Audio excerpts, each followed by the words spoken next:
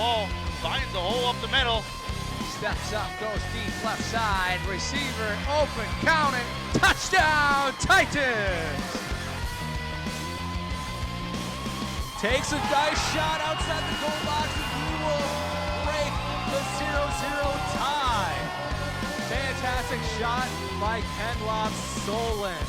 Giller makes a move, a good one, opportunity here, the Bears score! The Bears strike first. He's at the 40, he's down to the 30, the 20, 10, 5, touchdown, Jalen Fry. Why not? What a beautiful run. Maureen there, fights her off the puck, opportunity here, another sit, and a goal! Second chance effort for the Pioneers. Put the icing on the cake, if you will, Michael. Go down and got to the outside and said good evening and good night.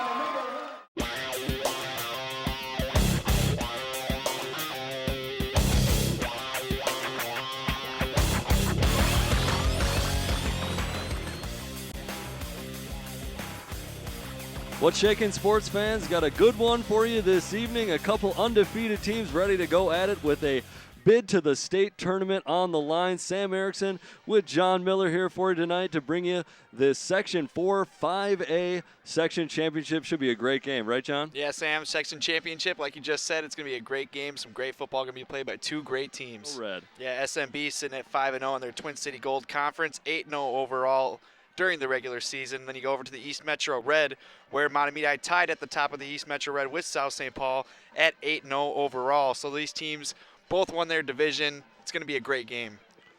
Yeah, and two teams that ended up in the top 10 in Class 5A. And not only do we have a good matchup, got a couple of players to watch, including the man you see there, number 1 in blue for Mahtomedi. Yeah, you have Jalen Fry right there leading that ground game for the Mahtomedi Zephyrs. Mahtomedi coming into this game averaging 294.4 yards rushing per game. That's all Jalen Fry as well as TJ Tumbleson. They do it all on the ground. We'll see what they can do on the ground and in the air when we get this one ready to go. Got the Section 4 5A championship for you when we get back, and we'll have that kickoff for you. Should be a great game.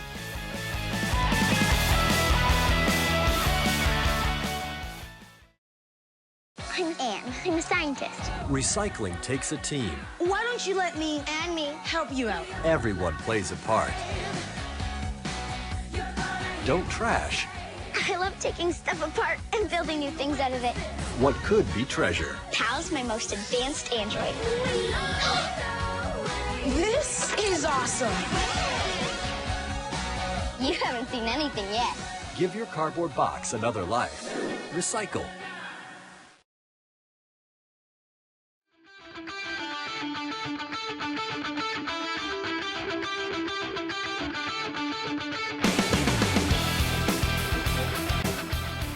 Welcome back, everybody.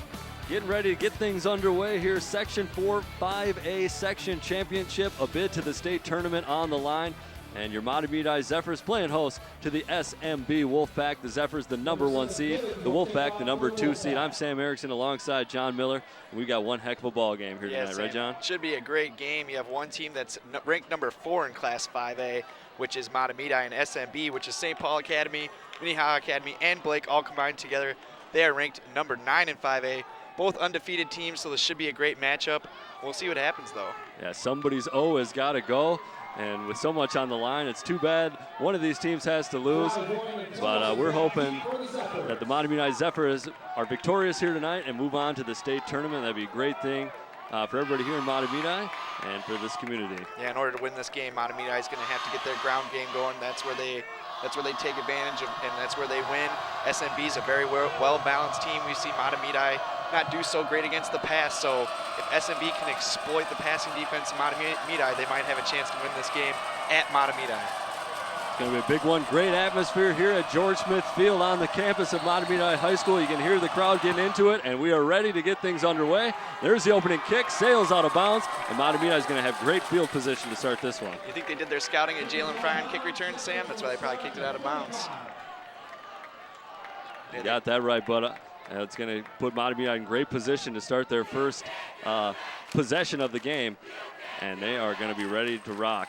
Yeah, they're going to do that 1-2 punch of the fullback TJ Tumbleson, as well as the running back leading the way for running back Jalen Fry. But you got to think they're going to get Anthony Pramel going with the short passing game, throwing to Andy Voyen, who has been their star wide receiver of the year. Yeah, Voyen coming with very good stats on the year, hauled in 9 touchdown passes, almost 700 yards. So big target, number 9. You see him on the near side of your screen, as Mahtomedi is going to open up things under the I formation with Tumbleson, the up back, and deep. Sullivan, who's going to change directions, throw to the quarterback, Pramel, and Mahtomedi is going to start out with a first down and more as Pramel eventually shoved out of bounds. So interesting trickery to start things and get even better field position for Mahtomedi to start. Yeah, pulling out Spencer Scott. You'll see it right here. He'll throw it back to the quarterback. He'll streak down the sideline, breaking a couple tackles here. He had his eyes on the end zone the whole time. Nice little tackle there by number 94 SMB, Darren Melton. But if he wouldn't have got there, I think Pramel would have been gone. Great trick play to start the game. Yeah, misspoke there. It was number 6 Spencer Scott on the throw. Defensive specialist most of the time, but also listed as a quarterback on the roster, and shows off his throwing chops on that previous play. This one handed out to Jalen Fry, doesn't go very far, and it looks like it'll be about 2nd down and 10. Yeah, Sam, that's what SMB is going to have to do. They're going to have to stop Jalen Fry at the line of scrimmage or behind it if they want to win this game. We'll see if they can do it, but that was a great stop there for a loss of 1. So yeah, ended up being a loss of 1, 2nd down and 11. As we're just getting things underway. Big first down for Mahtomedi in their first play after starting on the 40-yard line because the kickoff sailed out of bounds. And they'll go from the I form again. Try the deep back, but Pramel's going to throw a quick one. That one's Andy Voyen, who has a lot of space to make a move. He'll pick up a first down and more.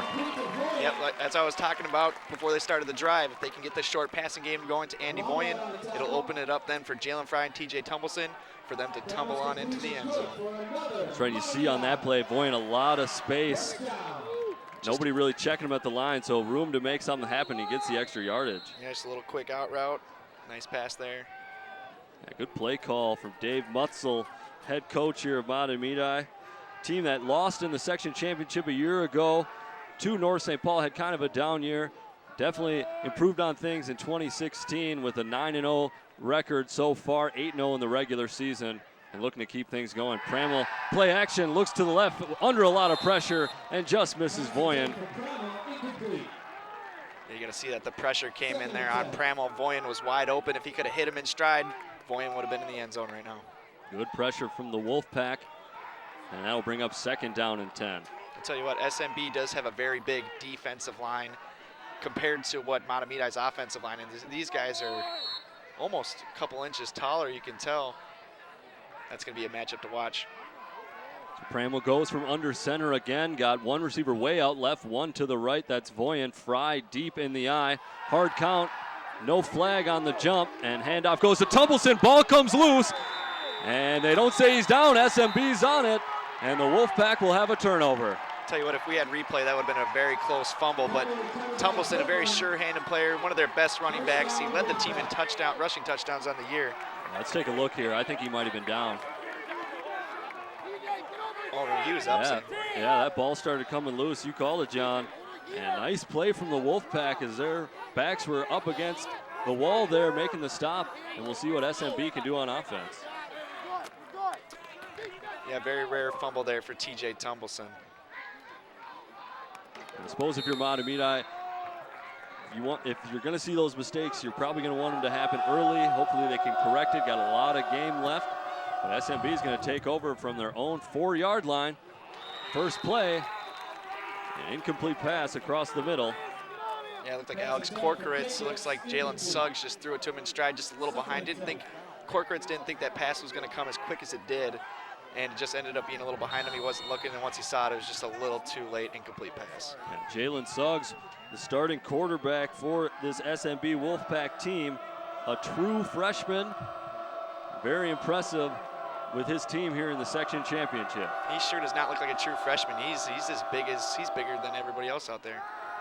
Yeah, good size, looks out left, and pass is complete, short of the first down marker. But it looks like it'll be 3rd and manageable for the Wolfpack from their own 10 at 3rd and 4. Sam, I tell you what, just looking at Jalen Suggs throw the ball, this kid in 4 years, he's going places. He's got a very quick throw, and he's got a cannon. And this SMB team, you mentioned it, John, a combination of 3 different schools, only in their 2nd year of existence, and with a quarterback like Suggs as a freshman, it looks like they're really trying to build things. Head coach Colin Quinn obviously having a great year in his 2nd season at 9-0. Quick out again for SMB, and it looks like they'll have enough for the 1st down as the pass is complete to number 1, Johnny Erickson. As we talked about, SMB, if they can exploit this Mahtomedi pass defense, which hasn't been that good in the games that we've broadcasted, if they can keep getting these little out routes, if the cornerbacks are gonna give them the space to get short little passes, they're gonna do it all day. Taking advantage of that early. So 1st down and 10 on their own 17. Suggs again from the shotgun. Got a back to his right. 2 receivers outright, 1 to the left. He'll roll to the right, looking to pass. Good coverage from Mahtomedi downfield. He'll let it go and almost finds a receiver, as it looked like the Mahtomedi defenders didn't have the heads turned. I tell you what, Sam, that pass, when it first left Jalen Suggs' hand, I honestly thought this was going to be picked off because he throws it into double coverage, but he put this ball for a true freshman only where his receiver could get it. That's a heck of a pass by a true freshman. Yeah, and look at that arm strength too. Kind of threw it off the back foot, able to get enough on it to give his receiver a chance. I thought it was surely picked too. It was thrown into double coverage. Not sure the coaching staff of SMB maybe wants him to make that decision, but he's lucky enough and has skill enough to avoid any error there. So 2nd down and 10. It looks like we got some early motion, and I believe this will be a false start.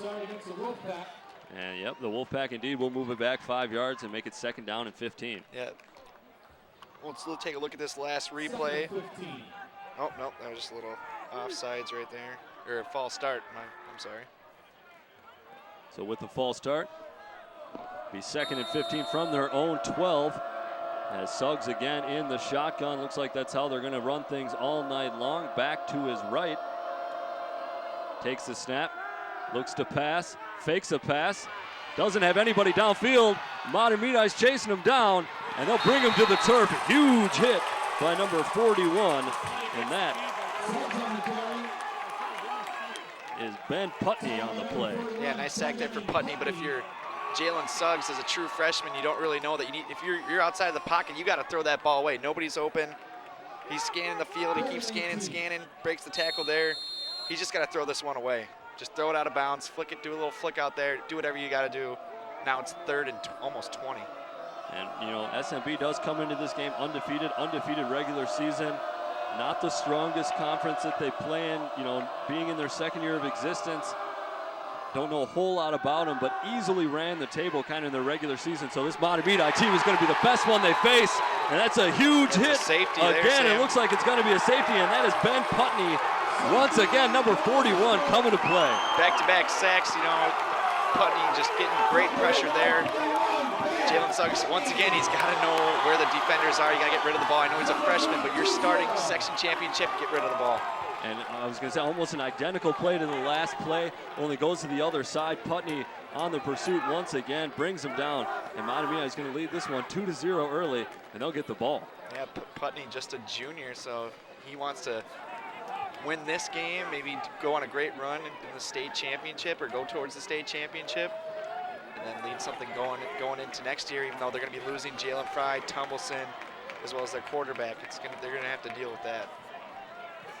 Yeah, good year for Mahtomedi. Definitely a year that they want to make the most of it. You got Andy Voyen as a senior as well, the leading receiver. So all things point to the state tournament for these Zephyrs. You just got to get it done here tonight.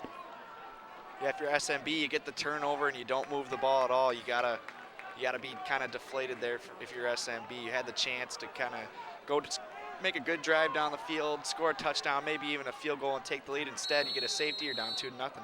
You got to wonder why they switched things up. Kind of had a couple quick hitter passes that were being successful, you know, just kind of dinking and dunking, and then they decided to do some longer passes with rollouts, and not so successful. Andy Voyen's going to return the safety punt, and he's going to do a heck of a job. Gets it up past the 50, and Mahtomedi is going to start in SMB territory, looks like at the 40-yard line. Yeah, to go off what you were just saying, Sam, after those 2 first quick passes, the cornerback started playing up. And that was good recognition there by the Mahtomedi defensive coordinator to adjust to the passing game of SMB. Yeah, and you saw in both those sacks that Suggs held the ball for way too long, really because the coverage downfield was there for Mahtomedi, kind of forcing Suggs to make a decision, didn't make the right one on both of those plays. So Pramel in the I form, going to hand it to Tumbleson. Tumbleson going to do what he does best, go up the middle. And that's about a 7-yard clip, and that'll be 2nd down and 3. Yeah, you got to imagine Tumbleson's going to be running angry. You will not like Tumbleson when he's angry. Once he gets those feet churning, he can't be stopped. Yeah, I was going to say, it's almost, you know, if Mahtomedi was able to make a stop there, kind of stop the momentum from SMB off of that turnover, that might fuel a little bit of fire under Tumbleson, losing that football early, and that might spell bad things for the Wolfpack. Yeah, not only running the ball, but making great blocks for Jalen Fry. I form again, one receiver left, one right. Pramel looks to throw, goes right, and I think he's looking for Voyen on one-on-one coverage, and just out of the reach of number 9. Incomplete. That'll bring up 3rd down and 3. Yeah, nice defensive coverage there for Simon Hayek, even though it was a great pass by Pramel, only putting it where Voyen could catch it. But great defense, incomplete pass. And looks like for right now, SMB is going to ride with single coverage on Andy Voyen. I think it's wise of the Zephyrs to at least test those waters, see if they can do something there. Yeah, Andy Voyen sitting at 6'3". He's a tall wide receiver, so you got to imagine he's got the size advantage for the jump balls as well. And you can see SMB really packing the box, knowing that Mahtomedi wants to run the football. They'll hand it off inside. And it looks like Tumbleson's going to have enough for the 1st down. Referee signals it ahead, and he'll move the chain. So big 1st down there on 3rd and 3.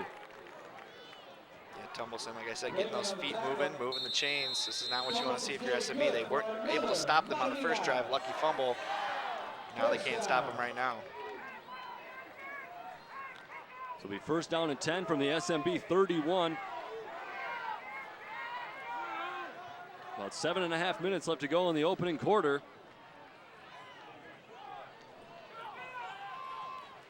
Pramel again from the I form, hands off to Jalen Fry.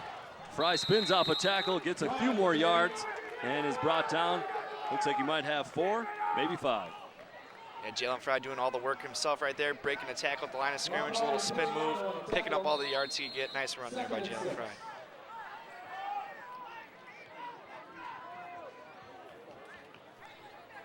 Second down and 6. These Mahtomedi games really go fast. You know, they got such a running attack. Really, things happen quickly as we're almost to 6.5 minutes now left to go opening quarter. Mahtomedi, of course, leads 2-0 on the safety by Ben Putney. Jalen Fry gets the sweep, handoff, and he'll pick up enough for the 1st down as Mahtomedi continues to march the football. Yeah, nice little jet sweep there planned out for Jalen Fry. But you'll see a great block here by TJ Tumbleson, number 34, picking it up. That kid just does all the work right there. You seal that hole there. And, you know, I mean, that's one of those things that Tumbleson, yeah, he's got the yards, yeah, he's got the touchdowns, but those are the things that don't go into the box score that he does so well and has been such a part of this Mahtomedi success. Yeah, we noticed, and that's why he was our player of the week. That's right, John.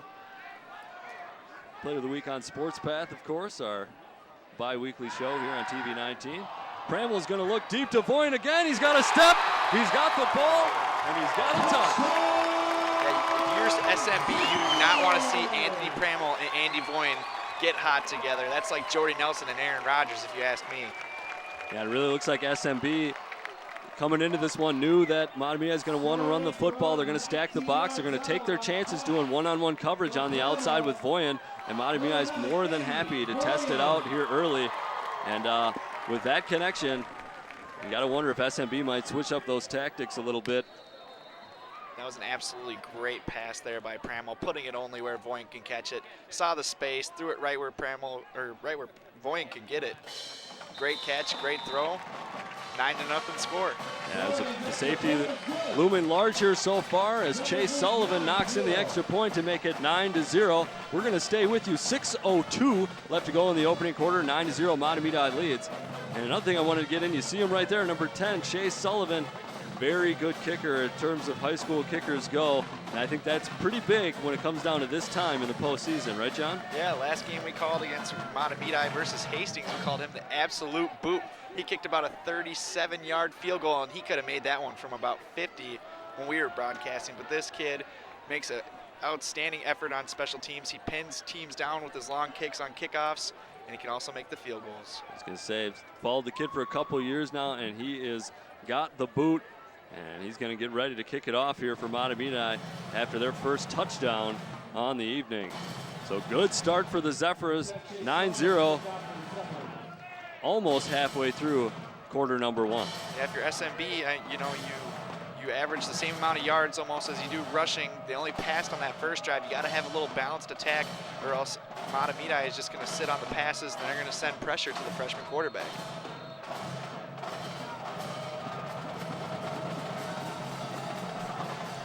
And there's the kick. Sullivan has it deep right on the edge of the end zone, and it will be a touchback as it goes into the end zone. See Sullivan kicking that one into the end zone for a touchback. That makes a big difference, because in high school football, how many times have we seen a kick taken back for a touchdown, or at least to the other side of the field, setting up the offense with great field position. So having a good kicker in high school football makes the world of difference. Yeah, and especially here in Minnesota, when, you know, a touchback in high school football is if you even get it to that end zone, which, you know, very few kickers can do here in the state. Sullivan able to do that. You know, they don't have to do what you saw SMB do on the opening kick, where maybe to avoid a nice return, try and kick it towards the out of bounds, try and pin somebody. Theirs went out of bounds. You saw Sullivan get it all the way to the end zone. That's a touchback, and gives the defense a nice spot to start with. Yeah, it looks like Siegel Howard now is getting in on the action. As we said, Sam, they got a very balanced offense. All they did that first drive was pass. So now they're going to get the running game going. They need a balanced attack, keep Mahtomedi on their toes, and run down the field. As you can see, Siegel Howard had 17 touchdowns on the year.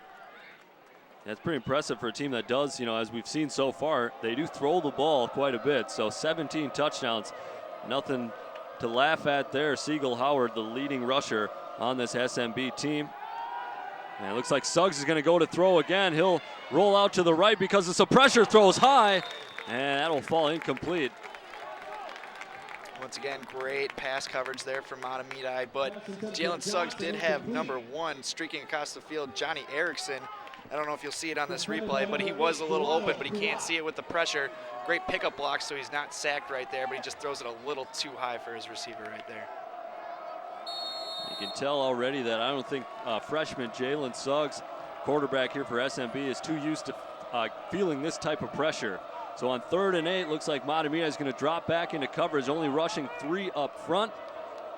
Suggs goes back to pass. They keep only 3 rushing front. They still get pressure. Ball's up and sails out of bounds.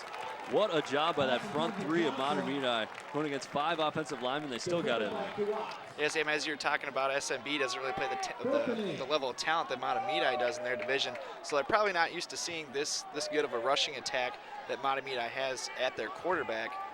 So we'll see how they adapt as we go on into this game. But if they're getting beat by a 3-man rush, that is not good for SMB, Sam. Yeah, and it wasn't only one guy that beat him from Mahtomedi. There was 2 guys in there right away. So SMB going to have to punt from their own 22. They'll get it away. And ball doesn't quite get to midfield. Looks like SMB is just going to touch it down as it takes a little Mahtomedi roll.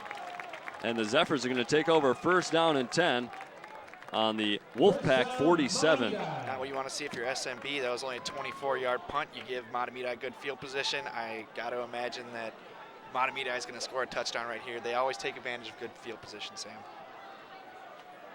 I'm interested to see, after throwing for the touchdown on that last drive, we'll see how they start things out. Normally would run the football, but might surprise them by sticking to the air. Yeah, why stop what works? So 5:04 here left to go in the opening quarter. Trips to the left. Pramel looks to the left, throws a short pass, little screen out to Jalen Fry. Fry able to pick up a few yards after the catch. And it looks like it'll be 2nd down and 5 for Mahtomedi. As you said, Sam, they're going to start off, why stop what works? And they throw a little screen out to Jalen Fry. Great wrap-up tackle there by Matthew Lehman. If he didn't make that wrap-up at the legs, Fry was gone. Yeah, not an easy guy to bring down. Jalen Fry having an excellent season with over 1,200 yards on the ground, 13 touchdowns. Oh, I'm sorry, I thought he had less touchdowns than TJ Tumbleson earlier. He actually got 1 more. At one point, TJ Tumbleson was leading him.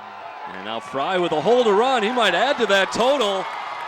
Eventually dragged down by some Wolfpack defenders.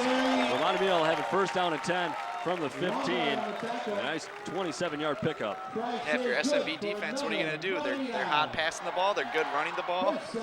They need to step up their game. They need to kind of figure out what what Mahtomedi is going to do.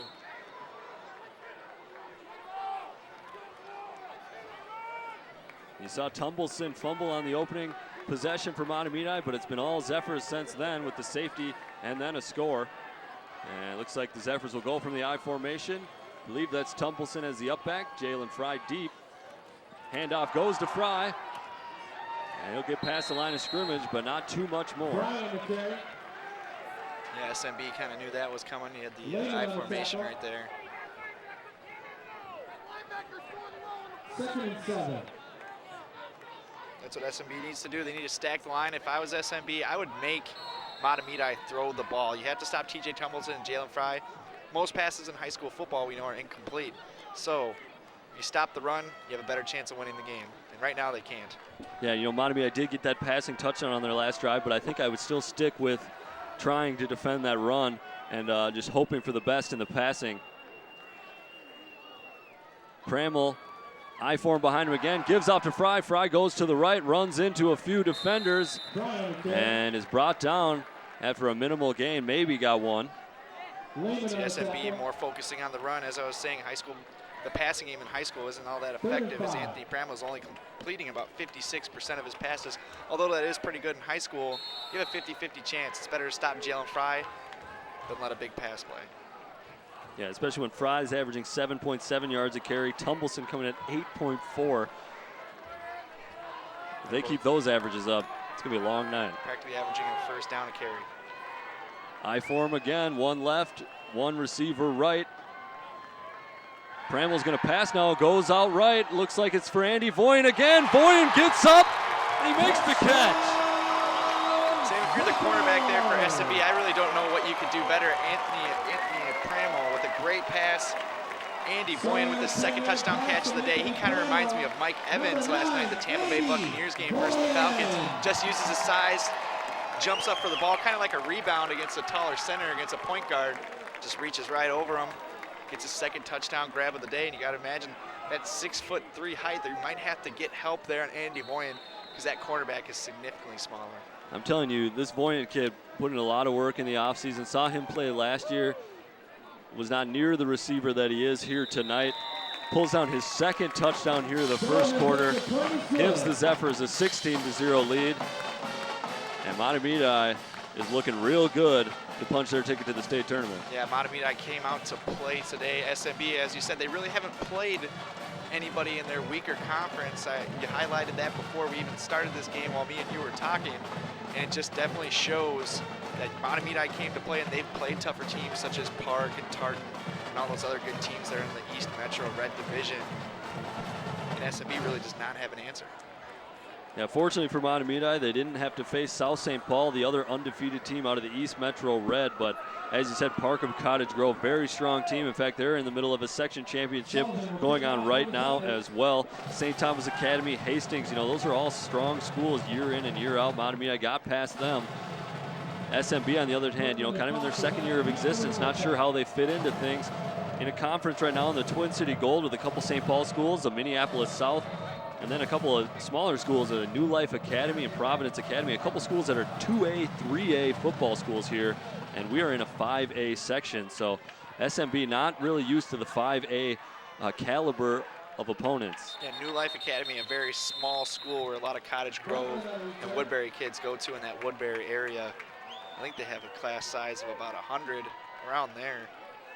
So as we said, the level of play is significantly lower, and that's why you got to imagine they combine these three schools, St. Paul Academy, Minnehaha Academy, and Blake, and that's why they have such a good team. We'll see what the Wolfpack can do with the third possession. They'll start off on the 20 again. Nice kickoff, Chase Sullivan.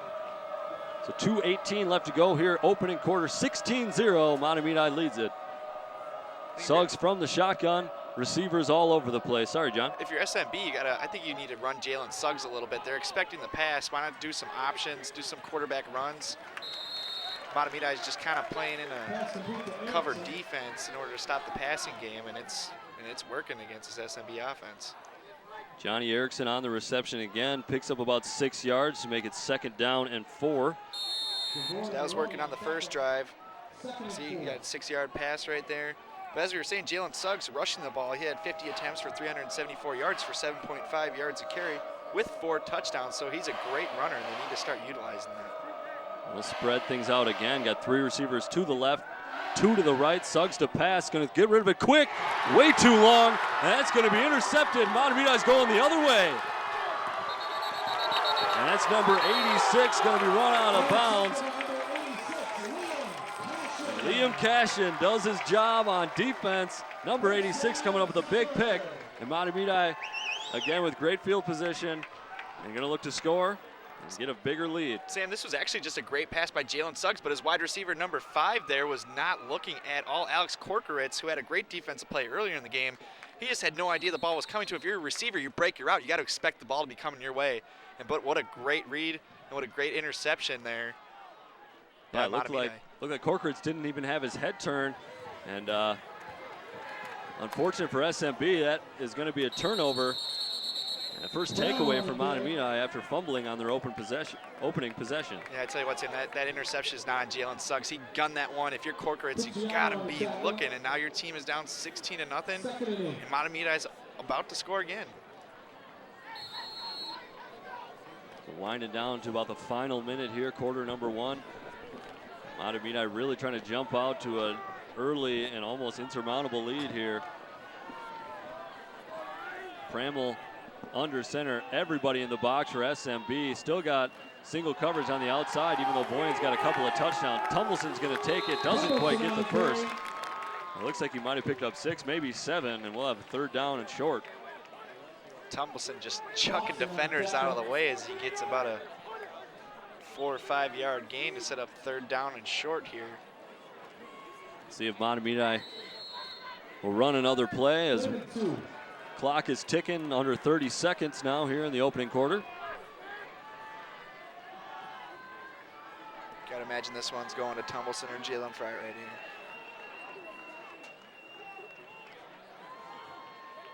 Pramel gets the snap, hands off to the left for Fry. Fry with a nice stutter, now with some speed, gets past some defenders, and he's in for the score. If you're SMB, I don't know what their defensive backs are doing out there. You had some great blocks by the wide receivers of Mahtomedi, but all they had to do was push him about an inch out of bounds, and you'll see the little tightrope there by Jalen Fry. Yeah, and I thought he maybe stepped out of bounds here. We'll take a look at the replay, but Fry doing a great job. You saw that left foot there. Barely could see it. Looks like he might have kept it in bounds though with the tip of the foot. Regardless, called a touchdown on the field, and Mahtomedi now leads it 22-0. That was a great run there by Jalen Fry and a great way to keep himself in bounds. Looks like there might be a false start here against Mahtomedi on the extra point attempt. Oh, it was actually offsides on SMB. That'll make it even easier for Chase Sullivan, number 10, already knocked in 1 extra point, got a couple of touchbacks from the kickoff position. And Sullivan will get ready to do it again. See, if I'm Mahtomedi, I go for 2 after you get an extra yard. You got TJ Tumbleton, why wouldn't you? Especially with a lead like this, just make it a for sure 3-score game, would get it up to 24.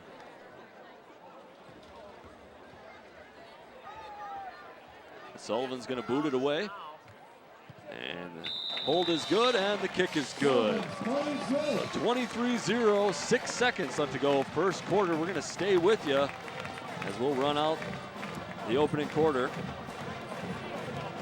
This Mahtomedi team came out to play, Sam, offensively, defensively, passing and running, stopping the pass, rushing the quarterback.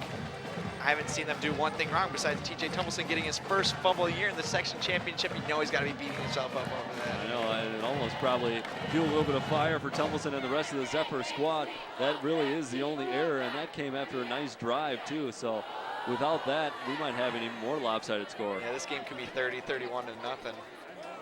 SMB is very lucky they're in this game, and they need to score at least once or twice before the half, or else this game is over, and they need to move the ball past the 30 of their own field. I'm telling you, who's making it hard to do that. Number 10, you just saw him there, Chase Sullivan, getting touchbacks on almost all of his kickoffs. We'll see if he can do it again here. Yeah, I had Mahtomedi winning this game.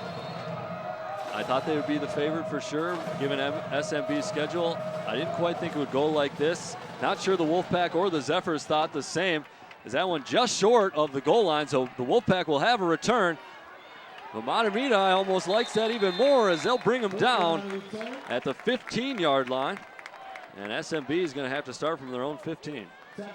Yeah, once again, you said, Sam, they had Chase Sullivan. He's able to kick it so far deep. He lets his kick return coverage get down there, and he'll make the tackle. Well, with that kickoff that ran out the time in the first quarter, it's all Mahtomedi, 23-0 after one. We'll have the second quarter for you when we get back.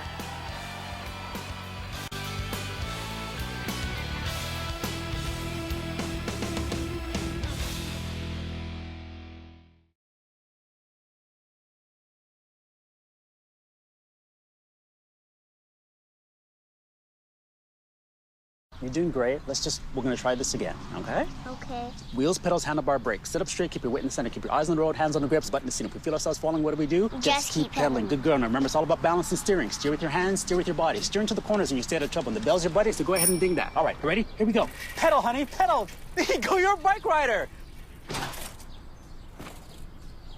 Most parenting is hard to do in just 2 minutes. But 2 minutes twice a day making sure they brush is easier, and it could help save them from a lifetime of tooth pain.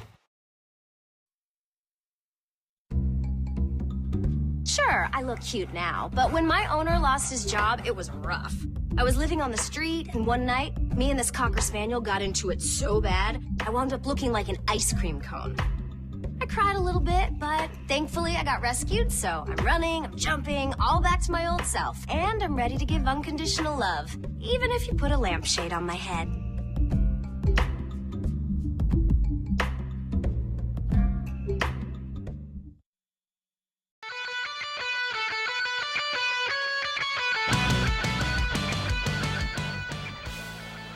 Welcome back, TV 19 sports fans. Got the Section 4 5A section championship here in football. And Mahtomedi, the #1 seed here in the section, coming out guns blazing, leading 23-0 after the first quarter. Yeah, Mahtomedi just coming out with an all-around effort there in the first quarter, just taking over this game, almost putting it out of reach if SMB does not score here. Freshman quarterback Jalen Suggs, #2 for SMB, got trips to his right, sends a receiver in motion to the right. Now got 4 on that side. Good coverage downfield for Mahtomedi. Suggs with not much to do, and he'll have to just throw it out of bounds and low. See, that's what we talked about on those sacks that he's had. He's got to just throw it away. That was a great read right there. Nobody open. You're out of the pocket. Throw it out.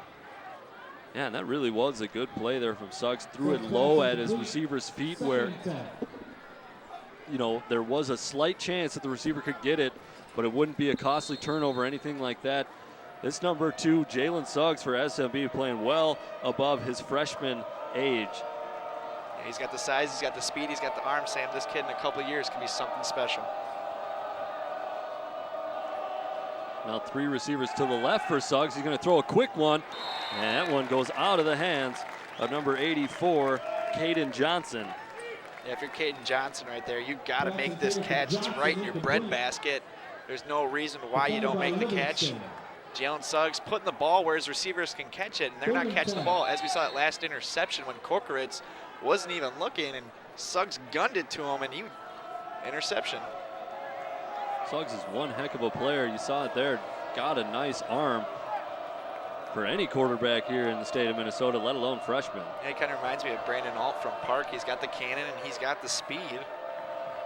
Brandon Alt, the leading rusher, or leading all-around yards in the state. That's right, as well as average per game. I think he ended up with 22 TDs through the air as well.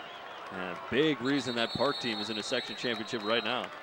So a nice little screen pass, catching Mahtomedi off guard in order to get their first down. But they need to get going here, Sam. They need to quick things going. You cannot go down anymore. You got to get points on the board this drive. Yeah, good play call there from SMB. I think that's the type of stuff they need.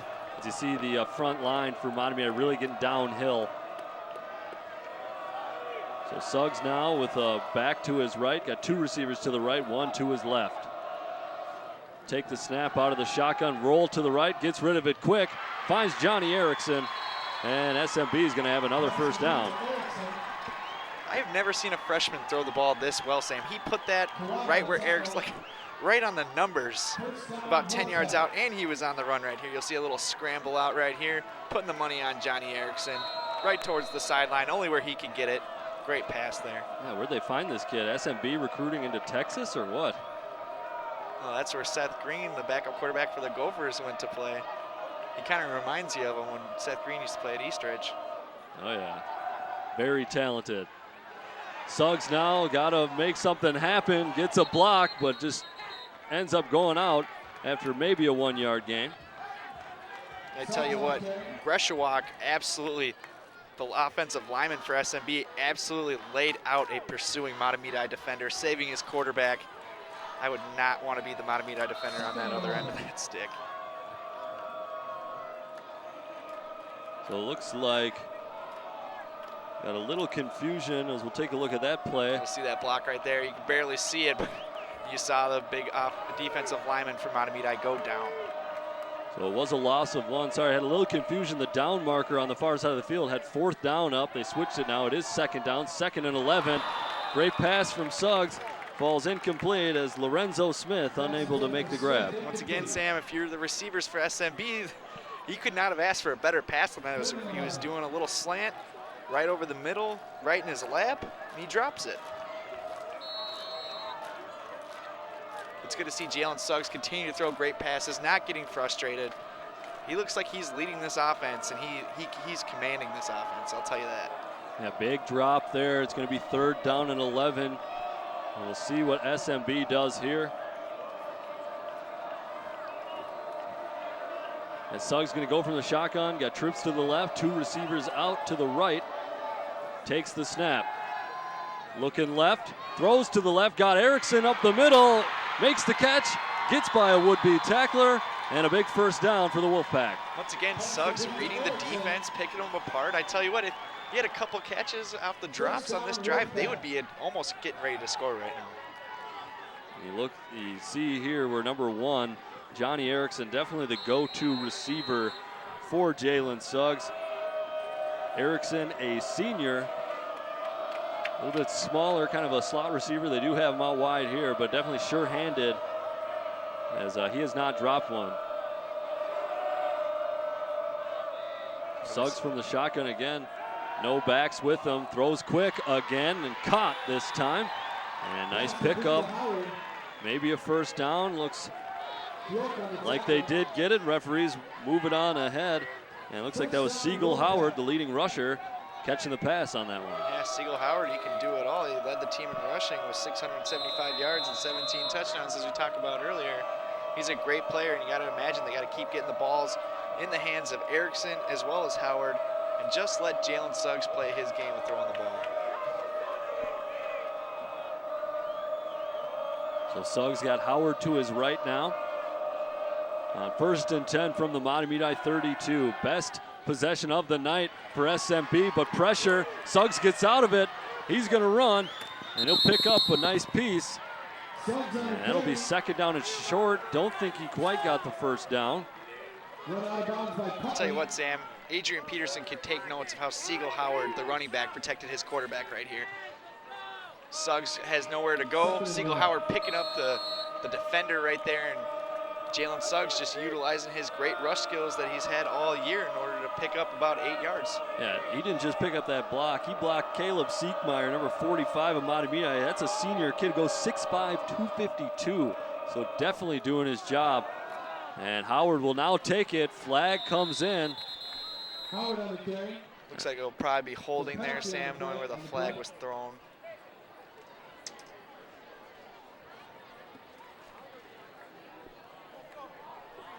And in fact, you're right, John, it is a hold. And that's going to be a big play as 2nd and 1 is going to turn into 2nd and 11 now for the Wolfpack. That is not what you need when you're SMB. You're having a great drive. As I said, it's going to be a battle of the trenches there for SMB. They're not used to playing guys of the caliber that Mahtomedi has there in the trenches. So hold him right there. 2nd and 9. If you're SMB, you got to wonder where was this in the first quarter.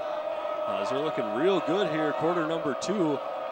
Unfortunately, they're in a 23-0 hole after that opening frame. Still plenty of game left, Sam. They score here, hold Mahtomedi, score again, they got a chance. Suggs fake pass, he's going to tuck it and run. Doesn't get too far as he's brought down to the turf by Graham DeVore. DeVore, another senior on this Mahtomedi team. If you're SMB wide receivers right there, you got to do a little better of a sell right here. We'll see Suggs just take this one right here, but what you can't see is the wide receivers, right when the play started, gave up. They didn't start running routes. They just automatically knew it was a run play, and it was up the middle, and they stopped doing anything. So short gain makes it 3rd and 7 after the penalty on 2nd down. Suggs got Howard to his right. Now he's going to look to the right, pump fake, and he finds Erickson. And he'll fall forward, gets the first down. Maybe could have had a touch. He would have kept going. Excuse me, that is not Erickson. That is Kokeritz, number 5 in white. Yeah, Suggs just putting the ball right in between the defenders right there, the cornerback and the safety. Great pass there. I tell you what, Sam, Jalen Suggs is showing impeccable skills for a freshman. Got to score a touchdown right here, Sam. Yeah, inside the 10-yard line, 1st and goal from the 8. Suggs in the shotgun. Looks to his left, fakes, now runs right, throws right. It's low and incomplete. Suggs is shooting himself right now. He knows that if he could just flipped it over the defender instead of trying to throw it to the side of him, easy touchdown. Yeah, it looks like he tried to get it to him a little too quickly. Didn't quite need to throw it that fast. Could have used a little more accuracy on the toss. Now bring up 2nd down and goal. I'd imagine that's something that Suggs is going to go back and look at on film and learn from it. He's only going to get better, Sam. And I think we're going to have a timeout come in from one of the sidelines. Looks like Dave Munsell of Mahtomedi is going to take time. Didn't like what he saw there on 2nd down and goal. We'll take a look at that last play. You'll see Suggs here scrambling out. Defender comes up, and he just, if he throws it over number 49 right there for Mahtomedi, that's an easy touchdown. All you got to do is get some air under the ball. Suggs knew it. You saw him grabbing at his calves there, shaking his head. Mahtomedi taking a timeout, trying to regroup their defense in order to stop this SMB offense, which is on a roll, even with some drop balls in this drive. Yeah, we're starting to see the interesting matchup that we thought we were going to have from the start. Two teams that really have different approaches to offense. You see SMB with the spread offense, a lot of throwing of the football. Mahtomedi, on the other hand, kind of a ground and pound, doing it exclusively on the ground almost. Yeah, Mahtomedi looks like they're SMB right now, according to the numbers, as Mahtomedi is more of a rushing team. SMB is a very balanced attack, and right now, Mahtomedi is taking it to SMB with the balanced attack, and SMB now is forced to throw the ball. Yeah, 2 touchdowns through the air for Mahtomedi. Andy Voyen bringing down both of those, his 10th and 11th on the year. Using that 6'3" height. Let's see if SMB can now take advantage of with their wide receivers and score some passing touchdowns. So 2nd down and goal from the Mahtomedi 8. Jalen Suggs from the shotgun. Got 3 receivers to the left, 2 to the right once again. He'll get the snap, looking left. A lot of pressure. He's going to have to do something with it. Gets a block. Suggs lets it go into the end zone and just out of the reach. And we do have a flag on the play. Not sure if that was a block in the back. That was, Sam. That was a definitely the offensive lineman there for SMB just comes up and clubs the defensive lineman in the back. You'll see it right here once he starts scrambling out. See, that was a definite block in the back, although you couldn't see it on the screen. From my angle that I had, it was really bad. And another drop there from Kokeritz, number 5. Play would have come back anyway, but unable to haul in. Great pass from Suggs after having to scramble around, kind of looking like Johnny Football back there. Sure does. Not a whole lot of time to do anything in the pocket. Gonna just kind of have to make it happen himself. Yeah, now we got a little zoomed out version. Here's the block in the back. That was a dumb play right there. I think Suggs could have beat that defensive line. He's got the speed, but as you said, great pass in the back of the end zone. Suggs showing true poise there in the pocket and out of the pocket. 2nd goal from the 34. That'll be 2nd and goal from the 34. It is a spot foul here in high school, so 15 yards back from where the penalty occurred, which was deep into the backfield. You got to wonder what SMB can dial up here. Maybe just something to get them a little bit closer. Very foolish play there. Very foolish penalty. Suggs has it, fakes the quick throw to the right, now looks deeper, pumps again, gets out of, away from pressure, I should say, then lets go of it. Found a receiver, but the ball falls to the turf as Korkeritz once again unable to bring it in. Yeah, nice job by the defensive back. I think Korkeritz, he had that ball. He needs to come down with it. You'll see here, Suggs is going to scramble around right around here, and then you'll see him throw the ball. Great way to find an open receiver right here. If you're Korkeritz, you've got to catch this ball. The defender didn't even touch it, just grabbed him by the shoulder pads. You know, high school players, college football players, NFL players, they have the gloves now that add extra catching ability, a great grip. He's got to come down with it. Yeah, you saw Korkeritz there, kind of unorthodox. They had only one glove on the right hand, didn't have a glove on the left hand. Suggs now looking for more time. He's going to get it. He'll throw it downfield, and that is just too long for the intended receiver. Sam, I tell you what, I like what I see out of this Suggs kid. This kid is going to be a gamer here in a couple of years.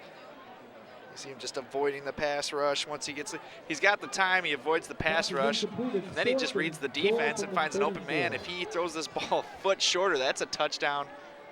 And I think SMB is going to go for it right here on 4th and 34.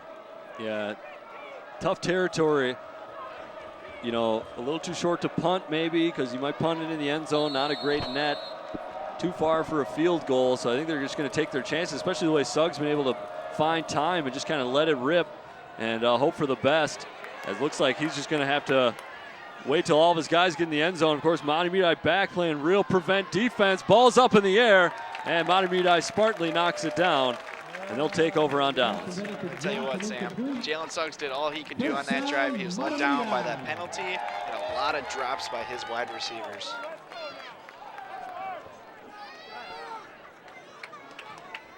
You'll see it right here, Jalen Suggs is just scramble around that way. That's why the block in the back penalty from earlier just looks foolish, because he can scramble out. He's got the speed, and you'll see him throw it in the back in the end zone. And I think if number 84 there, Johnson, if he was in the back of the end zone, he has the height for the touchdown in order to jump up and grab that. Yeah, he looked a little taller than defenders, but as I said, Johnson's only a freshman as well, so that's something he'll learn with time.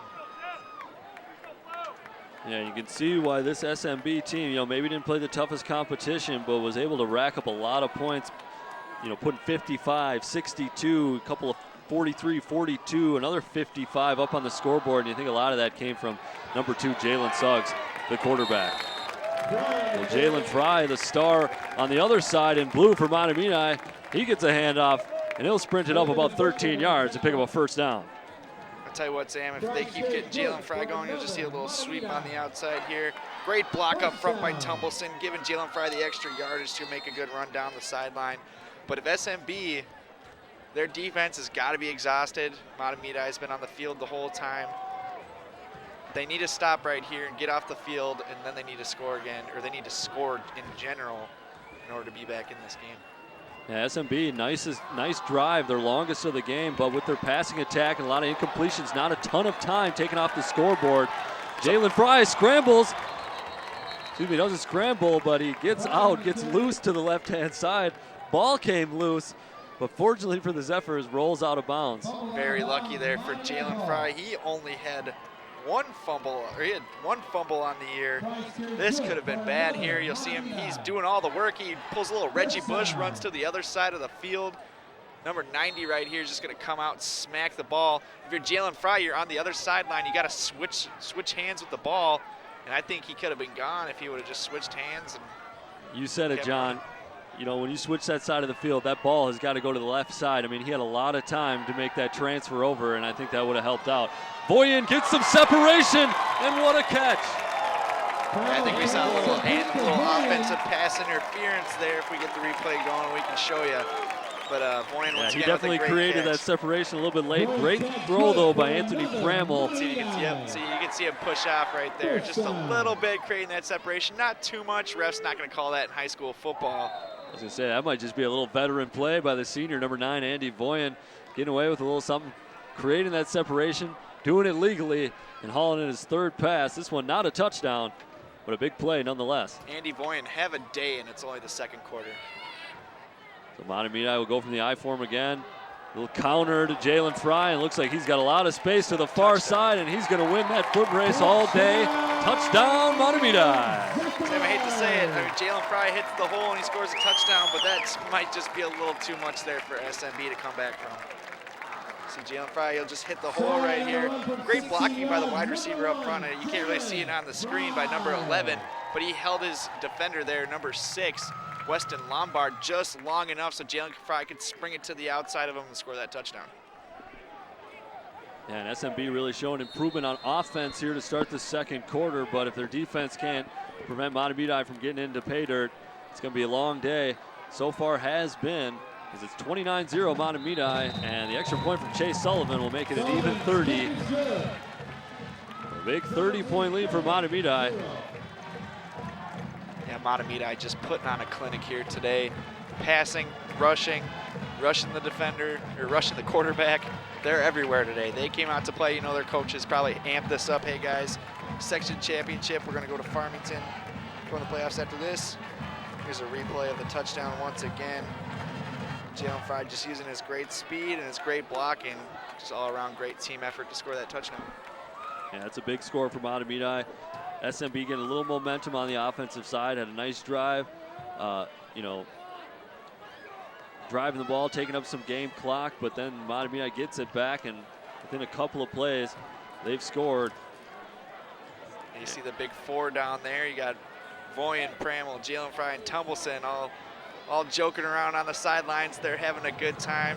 And that's what you like to see, all 4 seniors right there, ready to take this team to the 5A state championship. I got that feeling, Sam. This is a team they have it all around. Well, when you got talent and you got some experience, that is a good combination, and it is on display here at George Smith Field in Mahtomedi. As good return, gets some extra yardage for SMB. Sullivan didn't get it into the end zone, kept it low though, and his team got down there. First down, Wolfpack. Looks like Wolfpack will have a first down, 22, maybe the 23-yard line. Yeah, we'll see if Jalen Suggs can continue where he left off, and just hope his wide receivers will actually catch the ball on this drive. I think there was about 4 or 5 drops in that last drive, Sam. Need to come down with the ball. Yeah, definitely. One drop was negated by a penalty, although that's not much better. But yeah, Jalen Suggs doing a great job putting the ball on the money. Receivers need to pick up the slack a little bit for this Wolfpack team. Yeah, that block in the back was a drive killer. Yeah, that made it 2nd and goal from the 34-yard line. That spot foul. And there wasn't too much coming back from there. Yeah, Jalen Suggs with a low throw right there. He gets that a little higher. The wide receivers in front of number 1 there, Johnny Erickson, were set up. That passes on the numbers. Who knows where that play could have gone. See right here, just a low pass. Johnny Erickson just can't come up with it either way. At that point, it's a dead play. He was going to go nowhere if he caught that ball. Suggs from the shotgun again. He's going to roll to the left. Throw to the left, and Erickson's going to make the catch. And nice grab from number 1 in white. SMB is going to move the chains. A couple of safeties there lurking though for Mahtomedi and almost come up with a big play. Yeah, Johnny Erickson, the sure-handed senior here. He's actually been one of the wide receivers to come down with the ball. It was more Kokeritz on that last drive, the junior who couldn't really make catches that were right in his hands that he needed to come up with in order to get his team on the board. And Kokeritz, one of the leading receivers for this SMB squad, 432 yards in the year, 7 touchdowns, and catching at a 20.6 per reception rate, 20.6 yards per reception rate. Yeah, I tell you what, Sam, Caden Johnson with another read of the pass that, well, he didn't really read it coming out the quarterback's hand. If he reads that ball, he's got a nice little catch there. Instead, he comes up, ball sails over his head. As a freshman, you got to imagine he's going to come back from those mistakes. But I'll tell you what, going into next year, they're going to do some up-in-the-air ball drills with him. Yeah, boy, he has got good size for a freshman as well. Caden Johnson. They have him listed at 5'11". I don't know about that. He looks a little bit bigger. Unless all the other receivers are quite small here for SMB. Kokeritz hauls that one in and does make the catch. And you know, I think that is why Johnson looks a little bit taller. Kokeritz goes at 5'7", Johnny Erickson at 5'10". Yeah, you just see another nice pass by Jalen Suggs. Kokeritz comes up with the pass that's actually in his hands this time. Nice catch. Getting his team the first down. Now they need to mount off this success. They need to score twice here before the half, or else this game is over, Sam. And the time is ticking. 6 minutes left to go in the opening half. 30-0, Mahtomedi leads here in the Section 4 5A championship. And a rare run for SMB up the middle. Gets them a couple yards, looks like about 3. You're not going to be able to run on this Mahtomedi defense here, Sam. Nobody ever really has. You see right here, just run up the middle, just a couple yard gain. If you're SMB, you need to find something. You need to do something to get a big play and a big score quick. Maybe you do a big deep ball to Johnny Erickson, do something. Jalen Suggs has the arm, but these little short runs are not going to get you back in the game. Yeah, if they pick up a first down around this location on the field, you might see some trick play. Johnny Erickson hauls in another catch, avoids a tackle, and carries a few more tacklers with them, and looks like the refs are going to give him that first down. So excellent effort by number 1, Johnny Erickson. And if you're SMB, you got to show a little bit of urgency. You're seeing right now they got a no huddle going on, but they need to get this quick. See a nice little out route right here by Johnny Erickson. Gets the first down, breaks a tackle there by a rare miss by Spencer Scott. Normally he is a sure tackler, and we've seen him make some pretty big hits, Sam. The first down and 10 from the Mahtomedi 42. Here's where you might see a little bit of trickeration. Or SMB might just keep things as they were. As Suggs decides to go back for a pass, throws across the middle. Kokeritz in dangerous territory hauls this one in. That's a big first down. I tell you what, that was a nice pass, thread the needle to Kokeritz. But I'll tell you what, Siegel Howard in the flat on the other side was wide open, and there was nobody within 20 yards of him. Look at a zoomed out angle, but a nice pass here by Jalen Suggs, reading the defense, picking up about 20 yards. But as I said, Howard was wide open as well. So 4.5 minutes left to go here in the second quarter. Suggs from the shotgun, got Siegel Howard to his right. Looks to throw right on a fade route. And fade too far is out of the reach of Caden Johnson. Good defense from Mahtomedi. They had a couple of defensive backs going back for that one. I tell you what, Sam, Caden Johnson and Suggs really need to practice some deep balls more together. It does not look like Johnson is reading the ball coming off his hands. If he just keeps running, stops where that ball was thrown and jumps up in the air, he might have a touchdown. But true freshman, he'll learn with time. Yeah, it looked like Johnson thought that one was maybe going a little closer to the back corner of the end zone, where if he would have stopped and kind of been the first one to jump and get to that ball, he could have had it. Suggs there unleashes. Good read from Evan Reyes as he knocks it down, nearly had a pick, and that's a guy we've seen make a few interceptions. Yeah, we've almost seen him make that. We saw him make that exact same play twice against Hastings. This kid can definitely read a quarterback's eyes, and you give him the chance, he's going to pick off the ball. That time he just couldn't come up with it. You got to love play like that. I love those safeties kind of just lurking there, reading the quarterback. You see Suggs staring down the receiver the whole play. And good read from Evan Reyes. Yeah, shades of Mitch Leidner there from Suggs. That's not something you want to see, just thrown into double coverage, not seeing the safety crashing in. You got to see that, but he'll look at the film and he'll learn from it.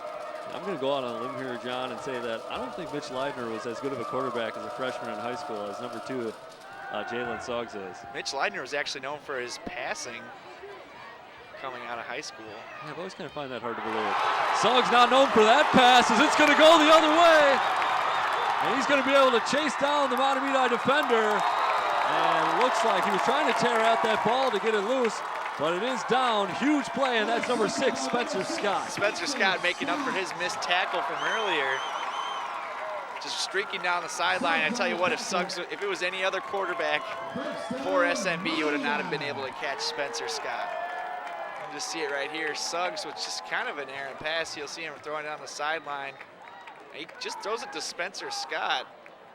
I don't know if he didn't see him, but he was definitely right in front of his wide receiver, and that's definitely a freshman throw. But at least he came back and made the tackle.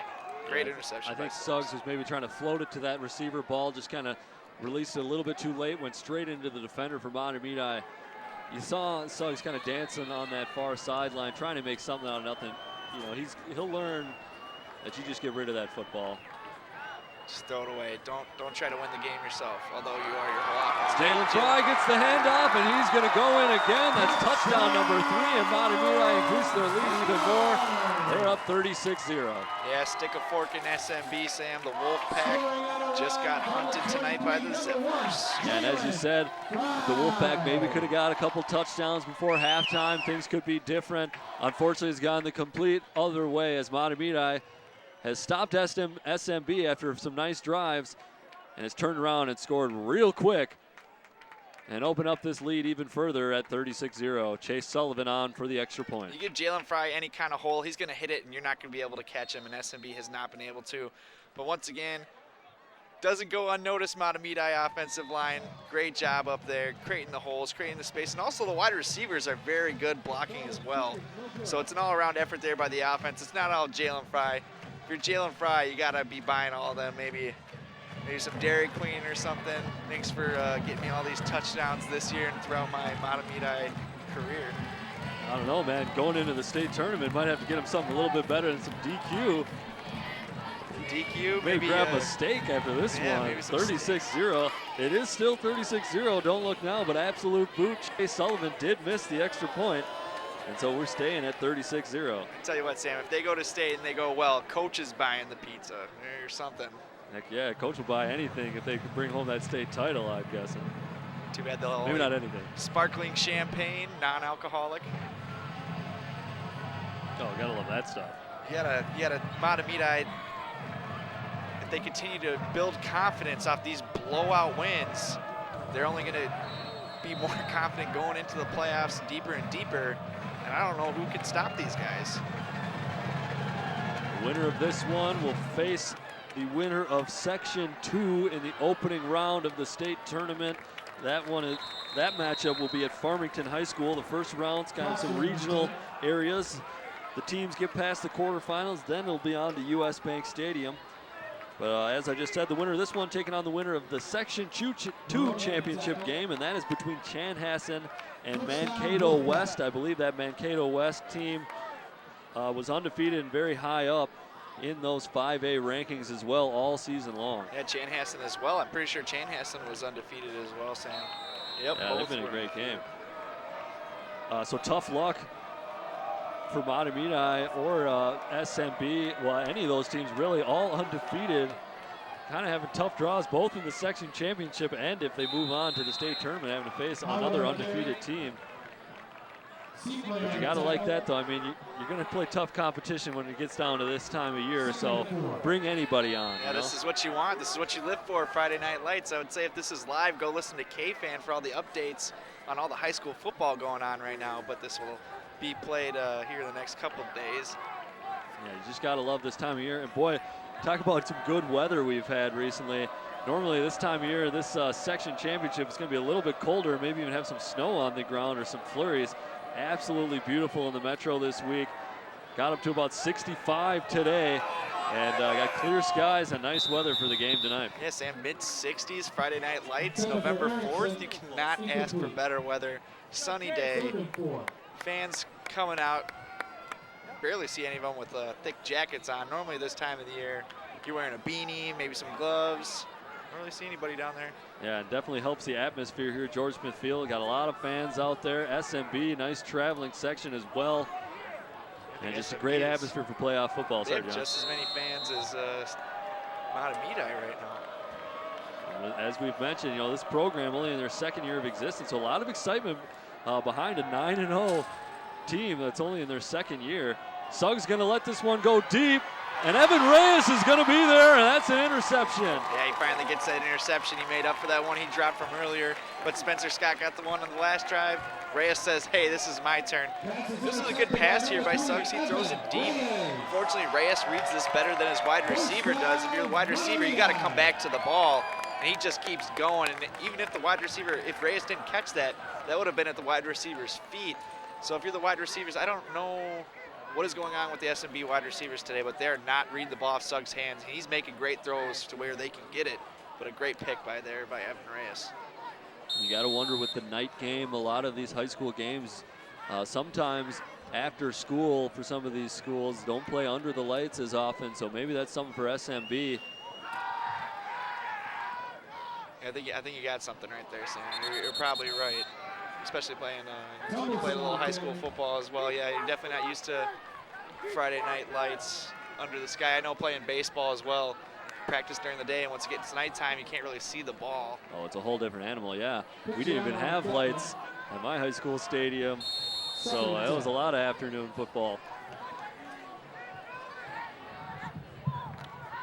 So Mahtomedi takes over again. 2:26 left to go in the opening half. All Zephyrs so far, 36-0. I think if Mahtomedi scores in this drive, they're probably going to take out most of their starters, Sam. Get them some rest. Maybe go to the locker room and watch some film. Pramwell going to hand off to Jalen Fry. Fry's going to get past almost everybody. Last man there for SMB, knocks him out of bounds.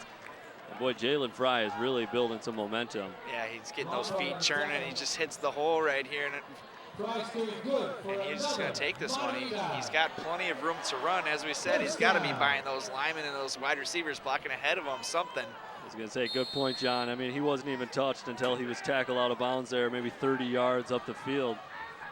It's been like that all game, Sam. He won't get touched. Unless he's ran it up the middle, he does not get touched for another 5-6 yards.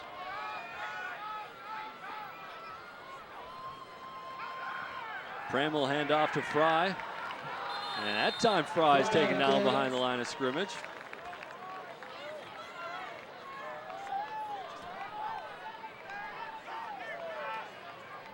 Oh, so under 2 minutes now. And looks like they said they got Fry right at the line of scrimmage. It'll be 2nd down and 10 from their own 43 for the Zephyrs. Yeah, just about Chase Sullivan field goal range. No, I'm just kidding. We'll see if they can keep put some more points on the board, make this one 43-0, rest your starters, put some young guys in. I was going to say, if Chase Sullivan can hit like a 70-yard field goal, he'd go from absolute boot to an absolute D1 recruit. Yeah. No problem. NFL recruit, shoot. Yeah, Eastridge kicker. I was listening on K-Fan a couple weeks ago. Their coach was talking about how he let him go out and kick a 54-yard field goal, and he made it. And he's actually has a D1 scholarship to the Gophers. So, you know, if you have the leg, you definitely will be noticed. Did you get that scholarship off that one kick alone, or what? Oh, he might have, Sam. I tell you what, you know, Santoso there, and now their new kicker. I was going to say, he's got to be pretty good, because that's something the Gophers really emphasize, is special teams. You know, that's something that's great for those kickers locally, that they, you know, value that so much. I tell you what, Sam, when you have an offense that doesn't score many touchdowns, field goals come into play. Yeah, they know they're going to need some points. Exactly. As a Gopher fan, that hurts to say. Yeah, I was going to say, there's a reason Alabama doesn't always get the top kicker. You know, they get the top everything else, but they're not too concerned with the kicking game. They're trying to score TDs. They're getting the top Eastridge center, I think, this year. Maybe that was last year, but I'm pretty sure it's this year. He's going to Alabama. There are a couple kids, yeah, down there from Minnesota. A kid from Eastview as well in Apple Valley from a few years back. Alabama not afraid to recruit north, just like Minnesota's not afraid to go down into Miami and get some players. That's where their running backs have come from this year. Miami, California. If you're good, you don't go unnoticed. That's right. I was going to say, got a few guys here that are making some noise with Jalen Suggs, Jalen Fry. Andy Voyan's got space, got the catch, and dragging a tackler with him. Good help by the Wolfpack defense to knock Voyan out of bounds eventually, but another big catch. Voyan nearly with the 3rd touchdown for himself. Yeah, Sam, I tell you what, that connection's been going on all day. Pramwell to Voyan, just throwing it where only Voyan can catch it. Great throw, great drive. So 30 seconds, 31.8 to be exact, left to go half. Good position for Mahtomedi as they're trying to cap off this near perfect half with another score. Yeah, I think they want to score here, and they want to just be able to rest their players, get them fresh for what's going to be a lot tougher competition coming up next week. Tumbleson's going to get the handoff, and I think he's going to have enough, and he does. Tumbleson tumbles on into the end zone. He sure did. I don't know. He almost like dragged people with him. He sure does remind you of Mike Allstott, doesn't he, Sam? He does it all. Blocks, runs. Oh, yeah. And if you need a score from about 2 yards out, he's not a bad bet.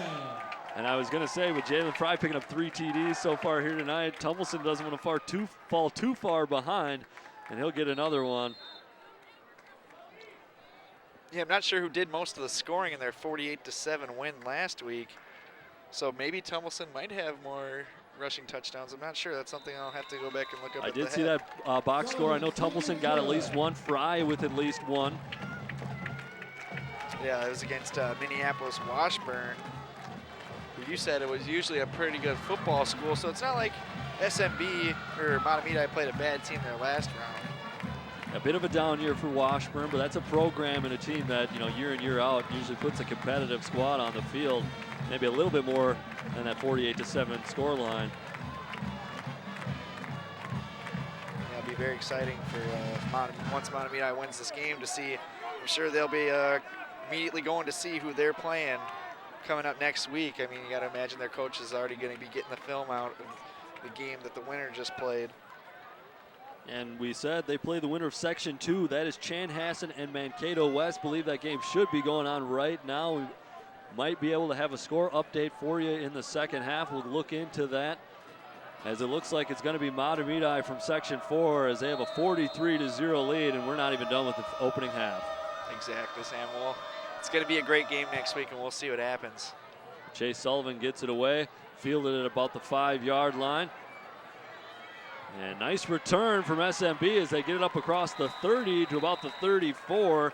And it looks like that was Soren Berkland, number 13 in white, on the return. Yeah, unfortunately, that was a great field position there. We'll see if they can get a little, maybe a Hail Mary down the field or something, unless this one's going to go into halftime at 43-0, Sam. We have seen Suggs does have a good arm. Maybe that was what happened on that last interception on the last possession. Receiver thought maybe Suggs was going to be able to get it even farther as he got behind the defense. Unfortunately, underthrown just a little bit by Suggs, intercepted by Evan Reyes, and that led to the latest Mahtomedi touchdown. And it looks like the Wolfpack are just going to run it and let the clock run out on the first half. Yes, and Mahtomedi is on pace to win 86-0. This is, if I was SMB, you just kind of got to learn from this game. You made it to the section championship, your second year as a school. Build from this. You have the quarterback to do it. Come back in the second half and just build off of that as well going into next season. It's a learning experience, although a tough one. Mahtomedi leads it 43-0, Section 4 5A championship. We'll have that second half for you. All Mahtomedi here in the first half.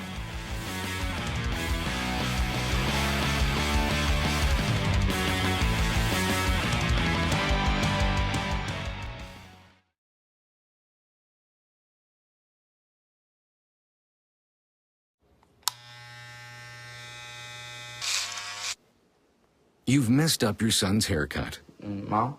Do you A, try to fix it? Like it never happened. B, work with what you got? Or C, show solidarity? Thank you, baby. As a parent, there are no perfect answers. But you don't have to be perfect to be a perfect parent. Thousands of teens in foster care will love you just the same. Todd's a great guy. I mean, look at him. What a sweetheart. Attaboy. Wait, Todd, what are you doing? How totally selfish and un-Todd-like of you. Come on, Todd. Come on, man. My name is Caitlin. I'm 6 years old. I like to go to the beach with my cousins. When I was a baby, I was very sick. And then I got a liver transplant from an organ donor. He saved my life. This gift of life was made possible by an organ donor Imagine what you could make possible. Sign up as an organ, eye, and tissue donor. Go to organdonor.gov.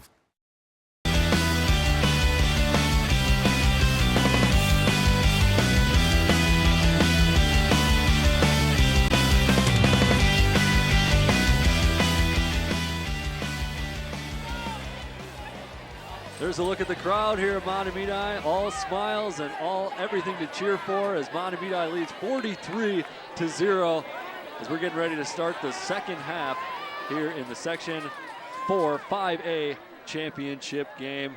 Been a great one for the Zephyrs to start. Sam Erickson with John Miller.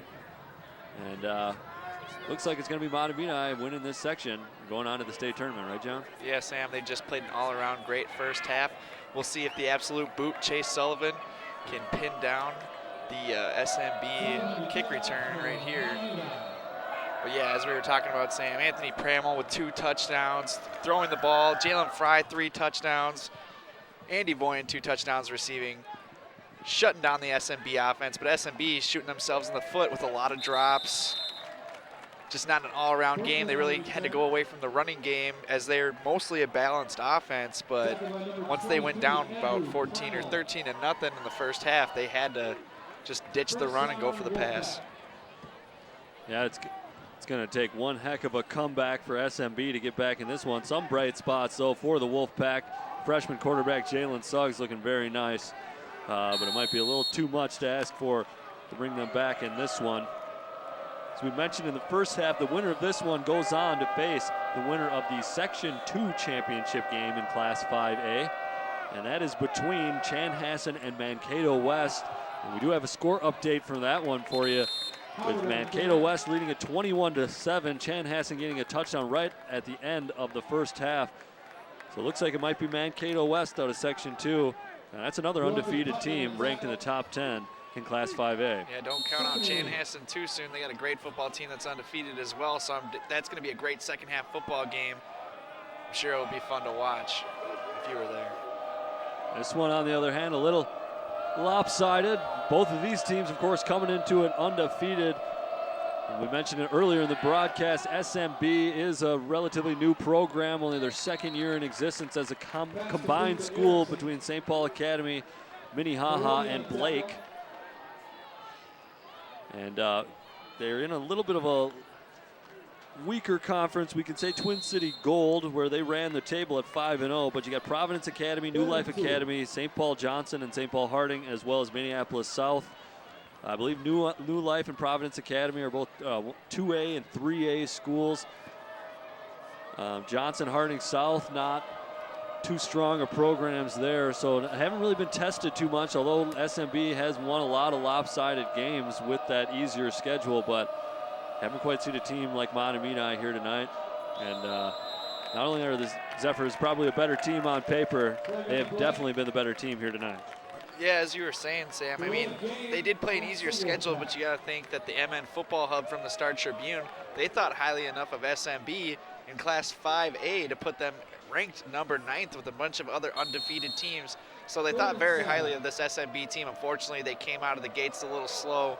They haven't been able to pick it up since, but as you said, the weaker conference that they played in definitely did not help them out at all. And if memory serves me correct, I believe SMB actually was undefeated maybe for the entire regular season last year, and they were upset in the sectionals. So, you know, that easier easier conference and regular season schedule coming back to hurt them a little bit in the postseason. You got to wonder with them being as a 5A school here, still early on in the program's history, that they're kind of ambitious moving forward and are hoping to build things and kind of build a bigger program. Yeah, exactly, Sam. As you said, they were undefeated last year in the regular season, undefeated this year. They're definitely building something. And if these players can play the better team once they get to the sections, maybe they get a better non-conference schedule than they had this year and the year before.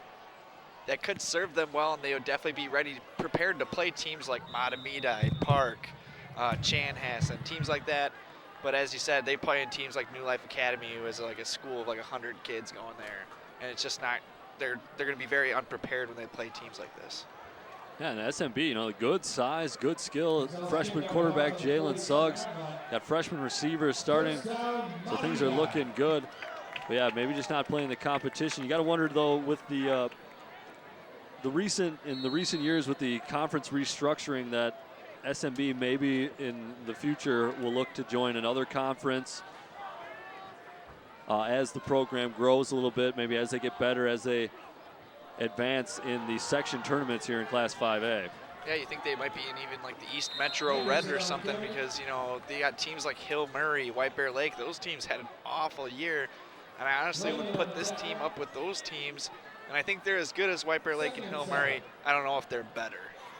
You know, as we said, as a combined school, so that, you know, their enrollment that they can pull from is going to be quite large. It's probably why they're in that 5A division. But no other team in that Twin City Gold Conference is a 5A in 5A.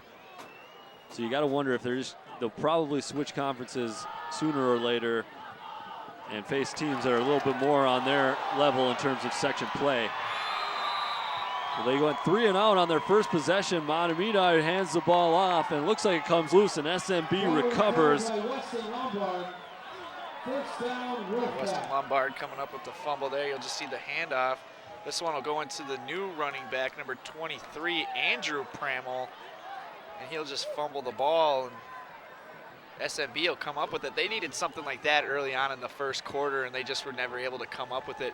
But yeah, Sam, as we were talking about that Twin City Gold Division, I mean, you look at it, you got to think, how bad is Minneapolis South to go 0-8 in that conference, Harding to go 2-6, Johnson to go 4-4, and to lose to teams like New Life Academy, who's a very small school, and they went 5-3. So if they're winning, you got to think that the level of play is very, very bad. I can tell you that school I graduated from went 1-7 on the year, and their one victory came against that Minneapolis South team, and they rolled them pretty good. So that team is down for sure. So they've never been good. It's been a long time. Oh, you're still young. Some of those Minneapolis schools are down. As you saw, Mahtomedi got past Minneapolis Washburn easily in their first matchup of this Section 4 5A tournament. You see a fumble right here, and looks like there was a penalty on the play before that, right before that fumble. And one thing for Mahtomedi here is that, you know, they rolled in their last game against Washburn 48-7, up 43-0 here, and they're going to have to get thrown right into the state tournament if they end up winning here, and they're going to have to face either an undefeated Chanhassen or an undefeated Mankato West team, and that will most likely be the toughest team they've faced all year. So you got to wonder if Mahtomedi is going to be ready after a couple of more lopsided contests getting into that one. Yeah, I tell you what, Sam, though, they got a great head coach with Dave Metzel. They've played some very tough competition. Let's take a look at who's in that. They've played, let's see, they killed Hill Murray. They beat a very good Park team, as we were talking about. Park actually is winning their game right now at Apple Valley, 21-7. It was 28-21 last check. Sorry, that was the other game. But yeah, Park not the number one seed. Sorry, John. Yeah, Park not the number one seed. Traveling to Apple Valley, a very good team. They're a big school, and they looked. You know, we did one of their games when they played Tartan, and Brandon Alt. You mentioned him in the first half. The quarterback of Parker Cottage Grove led the Metro, led the state in yardage and yards per game. Was up there in touchdowns thrown.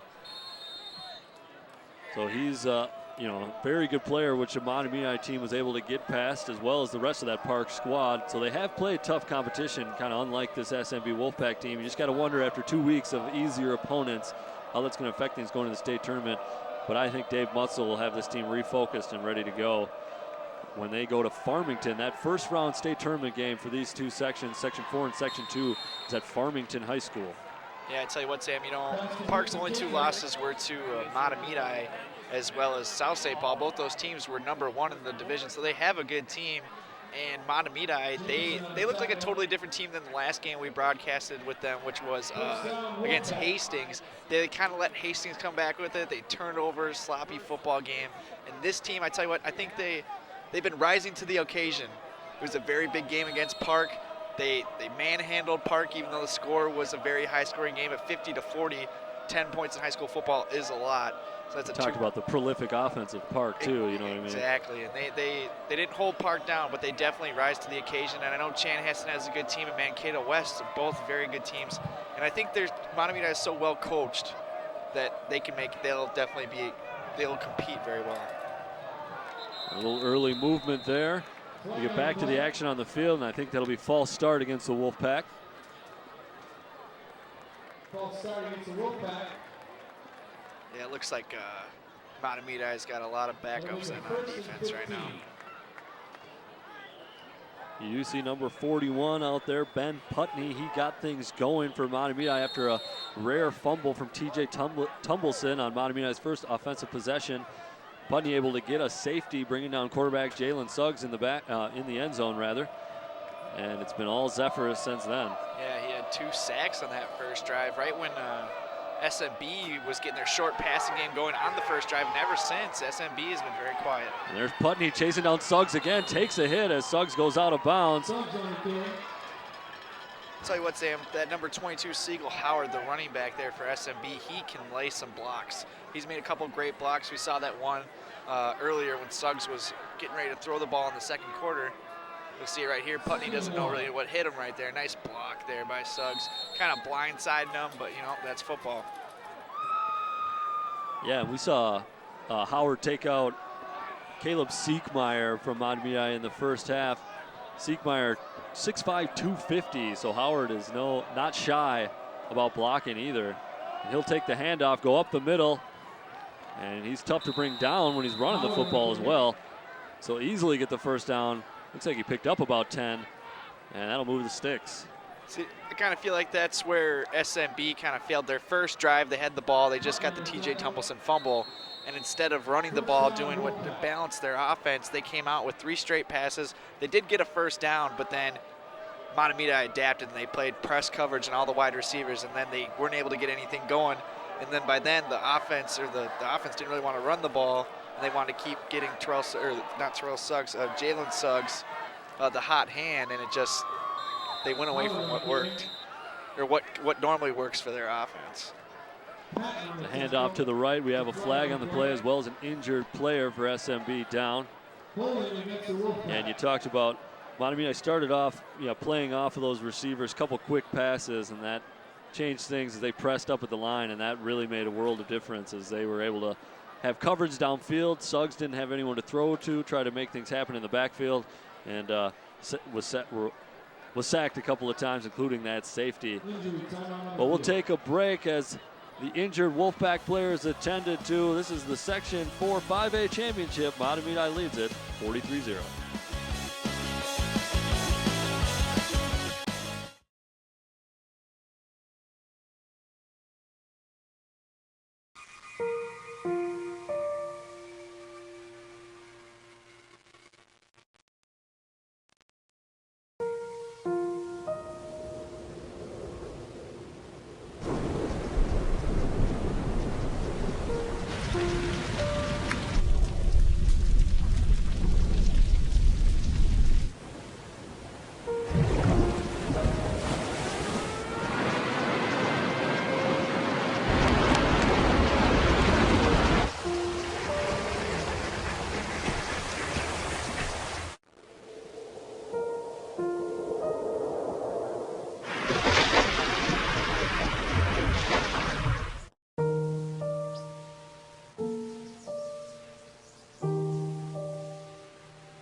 Don't wait. Communicate. Make your emergency plan today.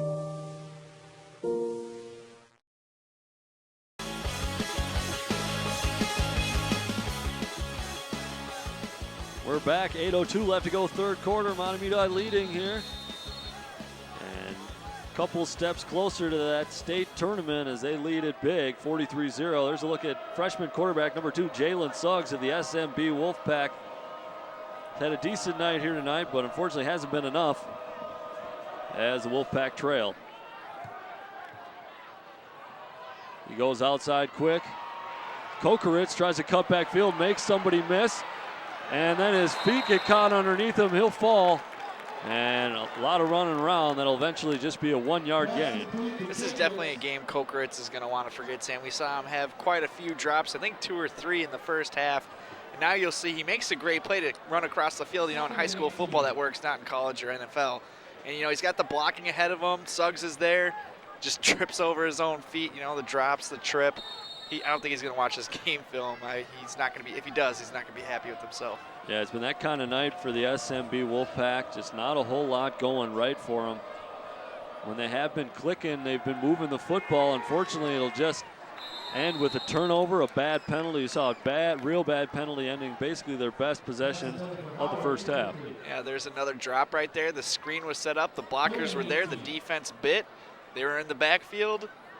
Howard was right behind him, and he just drops the pass, which could have been a big gain, and it's kind of been the story all day for SMB.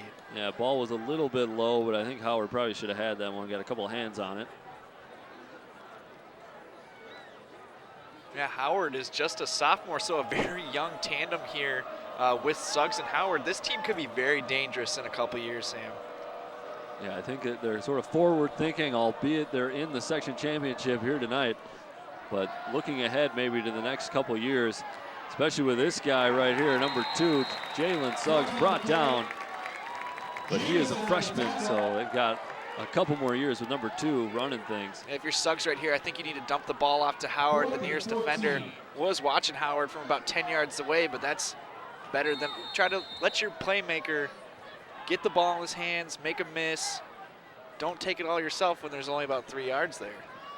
You got to wonder, you know, plays like that probably work against your New Life Academies, your Minneapolis Souths, but he's not going to be able to do it all himself against this team defense of Mahtomedi. He could be very hesitant with all the drops just to even throw the ball, so you really can't blame him, but, you know, they'll develop that rapport as they go on here in a couple of years. Good job containing by the Mahtomedi defensive line, but an even better throw from Suggs on 4th and 14. We got a huge first down, and SMB is inside the red zone. Yeah, it was Charlie Kramer there, number 88. We haven't called his name at all. Looks like they're trying to find anybody who can make anything happen. Charlie Kramer, a big senior, 6'1", 170 pounds, making a great sliding catch. You got to wonder where he was in the first half. And, you know, a senior, he's probably wants to make this is his last game. He wants to make the most of it. You got to wonder, looked like he had sure hands right there, and he wasn't playing. Hand off to Siegel Howard. He'll get into the end zone after a 7-yard pickup on 1st and goal, and SMB is onto the scoreboard. So that was a very well-played drive there by SMB. Once again, there was some drops. They had a nice penalty there that Mahtomedi had on them. They got some yards there, but Siegel Howard just finds the hole, he hits it, and he scores the touchdown. It doesn't look like it's going to pump up the SMB crowd at all, Sam. Yeah, you see there's a shot of the visiting crowd. See a couple mini ha-ha letter jackets in there. Sure got some kids from a few schools there. Kind of cool, and they combine some programs. You know, cool for these players to get to know some kids outside of the school that they go to. And definitely when you can have a couple back-to-back undefeated regular seasons, gotta love that when you put the schools together.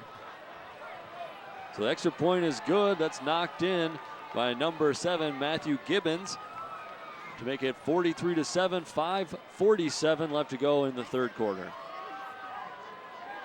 You got to wonder who SMB lost to last year in the sections. I wonder if that was kind of similar to this game or if it was closer.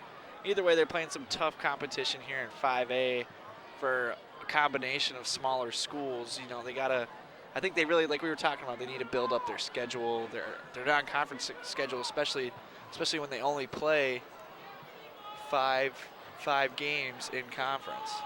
Yeah, that's another thing is unlike Mahtomedi, where pretty much all of their games are conference games because of the 9-10 team conference. This Twin City Gold Conference, only 6 teams, so 5 conference games. So yeah, there are opportunities for SMB to schedule some tougher opponents, build up that resume. You know, you're speaking of the section tournament last year. I think this Mahtomedi team beat SMB. Oh.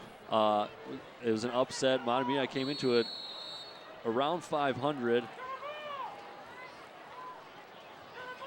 And Mahtomedi possibly the 4 seed, SMB the 2. North St. Paul was in there as well. They might have had the 1 seed. It was North St. Paul and Mahtomedi that got together. Conference foes got together for the section championship. North St. Paul winning that one, and they made it to the state tournament last year. North St. Paul, of course, losing in the opening round of the sectional tournament this year, actually ended up with the last seed after making it to the state tournament out of this section this year. So you can see what the importance of having a senior roster, which North had last year, versus kind of having a young roster. It's what they came into it this year with. Yeah, we're seeing Mahtomedi with that this year. Their whole offense is seniors. Just saw an onside kick here, and they made the mistake of kicking it right to the sure-handed Spencer Scott, but a very nice interception earlier as he streaked down the sideline. That kid's a senior. He's a gamer. He can lay some big hits. He can get some interceptions. He's always kind of seems to be there for this Mahtomedi defense when you need him.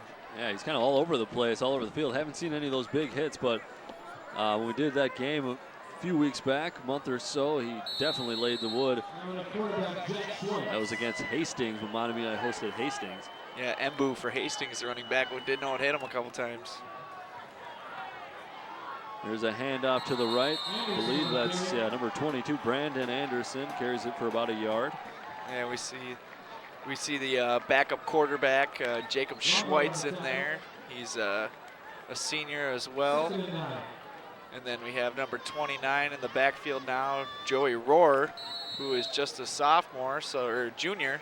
So you got to imagine he might be the face of that Mahtomedi backfield next year once Tumbleson and Jalen Fry leave. Yeah, I thought it was number 22, Brandon Anderson. Anderson actually the one who fumbled the football on the last possession. So you got to wonder if Rohr getting some opportunities here. Brandon Anderson, number 22, also a junior, so they might have some competition for the starting tailback position next season. Yeah, we see Dean Trowbridge taking over the TJ Tumbleson fullback spot. He's 6'2", 181 pounds, and he's just a sophomore. Wow, that's a big kid. Yeah, you can see him back there. He looks like a tight end, left tackle kind of type. He is listed as a tight end, kind of that blocking piece. What do they call it? The H-back. A lot in college football and the NFL. It's going to be tough to replace TJ Tumbleson, 5'9", 199. He's a brick house, Sam, I tell you what. But, you know. Not to mention the intelligence, the football IQ he has, doing the dirty work, knowing where to make the blocks and all that type of stuff. I tell you what, Tim, I was standing by TJ Tumbleson before the game out by the concessions, and I don't think he's 5'9". I think he's more around 5'7", because in full cleats, I'm 5'9". I'm pretty sure he's still a couple inches smaller than me. I was gonna say, I've seen him around as well, and I think you're right about that. It's a lot of switching it up for Mahtomedi, but they are going to punt here on 4th and 5. Chase Sullivan back deep to kick it away. The absolute boot. And he boots it up. This one will be returnable. Not the best punt from Sullivan, as Johnny Erickson, number 1 for SMB, is going to take it to the outside, and I think he's got everyone to beat. Chase Sullivan giving chase, but to no avail as Erickson goes into the end zone. And SMB's on the board again with their second score here in the third quarter. And all of a sudden it's 43-13. I think if we watch this replay here, if we have an expanded out version, I think SMB got away with a little bit of a clip on this one. We'll see it right when the guy, number 1 there, Erickson receives the ball. You'll see that. I think that was a clip right there. You see the player get up, kind of throw his hands in the air. Nonetheless, great blocking up front. Only Chase Sullivan, the punter, to beat, but he's a great athlete as well. He almost gets him right here, but just following the blocks, following the hole, throwing it down there for Johnny Erickson, the senior, playing his last game. Yeah, good moment there for number 1 to get in the end zone. Yeah, Chase Sullivan, you spoke on that. Kicker, punter, but also listed as a wide receiver, so pretty athletic at 6 foot 168. Not bad for your average kicker. He's pretty good. And this kicker there for SMB has a pretty nice leg as well. I think Sullivan's got some competition if we let those two go at it in a field goal match. Yeah, Matthew Gibbons talked about how Sullivan's listed as a wide receiver as well. Well, Matthew Gibbons listed as a defensive tackle as well as a kicker. He is not very big. Well, he's 5'7". He's 5'11", 168 pounds. That's more. It's a little small for the defensive tackle position. I can see why he's primarily in kicking duties. I tell you what, Sam, this SMB team is very young. Looking up and down the roster, they have nothing but sophomores, juniors, freshman, sophomore, junior. Like, it just goes and goes. Freshman. It's crazy. This team, I think, is going to be really good here in a couple of years, and they're a team to keep your eye on. Not next year, but the year after that. Once Suggs is a junior, I think you'll have a very good team. Yeah, this is a team that hasn't lost a regular season in its regular season game in its existence yet, so that's impressive. They just need to take that next step, and with Howard as a sophomore as well, that's going to be scary. So these two teams might see a lot of each other in sectional play in the coming years, and right down at the wire in a game like this. You got to imagine next year they might actually give Mahtomedi trouble if they play again, especially with Mahtomedi losing all their top players. But I think Mahtomedi, the coaching and the players that they do have behind them and their blowout wins they've had this year, they've been able to play their younger guys this year, let them get their feet wet. They just have a pretty deep program here. You see kind of a pooch shorter kick. Good idea, ends up hitting a Mahtomedi player going out of bounds.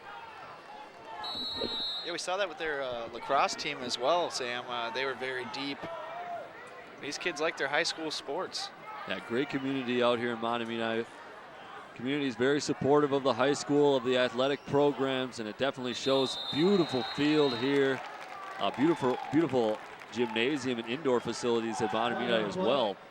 Yeah, we saw a great community as well, as you were just talking about. We did a Team Emmy last year for a girl who had brain surgery. The city rallied around. They did a little benefit for her. Just a great local atmosphere here. It's a town I'd like to live in and raise a family, to tell you what. Absolutely. I mean, especially, that Team Emmy day, that's not a girl that was a Mahtomedi high school student or anything, 4 or 5 years old. No real connections to the high school other than being a resident of Mahtomedi, and the students and players themselves kind of took it upon themselves to do something for her. Just kind of great show of class and maturity from the student athletes here at Mahtomedi. Oh, Sam, I tell you what, they brought in the starters back on offense for Mahtomedi. Pramel and Fryer back in there. Not to mention 34, TJ Tumbleson gets the carry there, comes up. I don't know if he was shaken up or if he was upset with something. Boy, 3 guys slamming him to the turf. Good job by the Wolfpack defense. Yeah, I think Tumbleson maybe took a little exception to how they threw him to the turf. Yeah, a big boy like that, you got to imagine that was really tough for them to do. I'm sure Tumbleson not used to that either. They go deep to Voyen. As you said it, the starters back in the game for Mahtomedi. And although it's 43-14 late in the third quarter, I think they might need to refocus here a little bit and at least take some time off the clock. I think the cornerback there for SMB might have hit his head on the turf. Either way, he looks really shaken up. We'll see it right here and what happens. Pramel, one of his bad passes of the day, throws it up for Voyen. Even Voyen could catch that. Yeah, it looks like he immediately grabs his head. He slammed that puppy pretty hard. The turf is a lot harder than normal grass as well. That's right, especially on a cold night. Temperatures dropped a little bit here in early November. Well, we will take a break as they attend to the injured player, and we will resume things in the third quarter when we get back.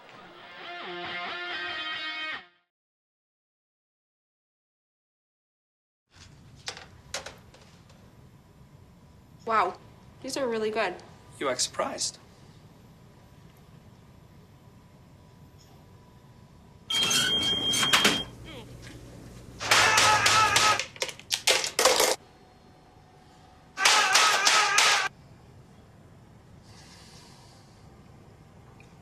Practice makes perfect. You don't have to be perfect to be a perfect parent. There are thousands of teens in foster care who don't need perfection. They need you. And we are ready to resume things. You see him being attended to. Yeah, it looks like he just slammed his head real hard down onto the turf, but hopefully he'll be all right. Yeah, hopefully no concussion there. Those are very serious now. It's great that every football level is paying attention to kids and their concussions. But it doesn't look like he's being checked on the sideline. He might have just hurt his neck. There's a couple penalties right there. Looks like some unnecessary roughness there by SMB. Once again, I think this was hitting Tumbleson. I think they're taking Tumbleson out of the game because SMB is going after him. Yeah, things getting a little testy down there, given the score line and some of the other things. You see kind of one of the SMB players. Yeah, and it looks like he'll get called for maybe taunting. I think it was number 90 in there saying something, kind of flexing after the play.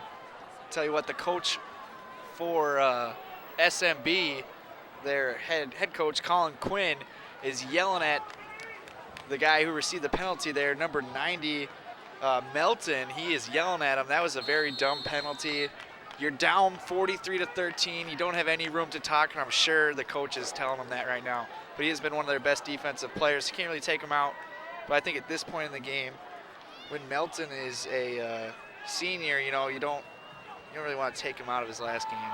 Yeah, he's giving it all. You mean you like the fire and the spirit, not giving up, not giving an inch, but you got to learn to kind of control those emotions and not make foolish penalties because of it. You're happy you tackled TJ Tumbleson. He's one of the best fullbacks probably in the state. You tackled him on 2 straight plays, thrown him to the ground, and now that one it was just a simple tackle. You don't need to get up and get in his face. Tumbleson didn't take kindly for that, and I think they took Tumbleson back in there now. No, they took him off the field. I don't think Coach Mwetzel's too happy with how SMB is going after him. Prammel's still in there. He'll throw to the right. That's Andy Voyen on a short route. Voyen breaks a couple tackles. Eventually will be taken down by a crowd. But a nice pickup and a first down again for the Zephyrs. Sam, I would really love to see where Voyen came from. You said you talked about how you were able to see him grow. But he is a heck of a wide receiver. He's got sure hands. He's got the size. I would have loved to see how far he's developed. Yeah, if I can speak a little bit candidly, when I watched him last year, saw the size, saw the potential that could be there, and I was a little disappointed in what I saw. Now, he did battle through some injuries last year. I think that had a little bit to do with it. But this was kind of what I envisioned when you saw a kid of that size out there. And he, he had a few drops in some games that we did last year, but he definitely looks real sure-handed here tonight as he's gone up and got a couple touchdowns. And he's been a star for Mahtomedi all season. I tell you what, if you're Coach Mwetzel, you gotta love seeing Jalen Fry still giving it his all, getting his gears fired up, getting those yards. And I tell you what else I like, and I'm sure you like, you saw him switch that football over to the left-hand side on that play, protecting the ball. Saw him with that fumble earlier. That was a nice little catch there, Sam. I'm sure the running backs coach, the offensive coordinator, talked to him about it because they do have those iPads upstairs right above us in the broadcast booth that immediately goes down to the offensive coordinators and stuff right away so they can watch the replays. It's allowed in college and high school football. It's just not allowed in the NFL. There's Fry. I'm sure some of his inspiration here. He's trying to get that. He's got 3 touchdowns, maybe trying to get that 4th one. It'll be a nice night. Well, add to what has already been a nice night for number 1 there in blue, Jalen Fry. Yeah, Jalen Fry's got to love the way his team's blocked for him. They got to love the way he's ran behind him. I don't know. So far on Sports Path, John, we've had Tumbleson as an athlete of the week, Jalen Fry as an athlete of the week. Might have to take a look at Andy Voyen. So yeah, one of these guys as we celebrate the continued success of the Mahtomedi Zephyrs here in 2016. That will do it for the end of the 3rd quarter. SMB gets on the board a couple times, but it's still all Mahtomedi as they lead at 43-14. We'll have quarter number 4 for you when we get back.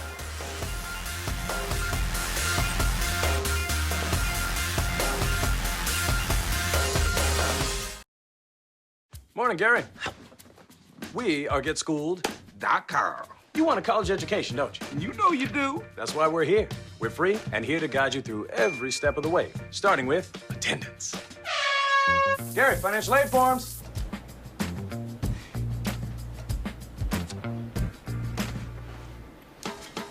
Picking a college, man. You and us. Go together like tacos and Tuesday. And I love tacos. Go to getschool.com.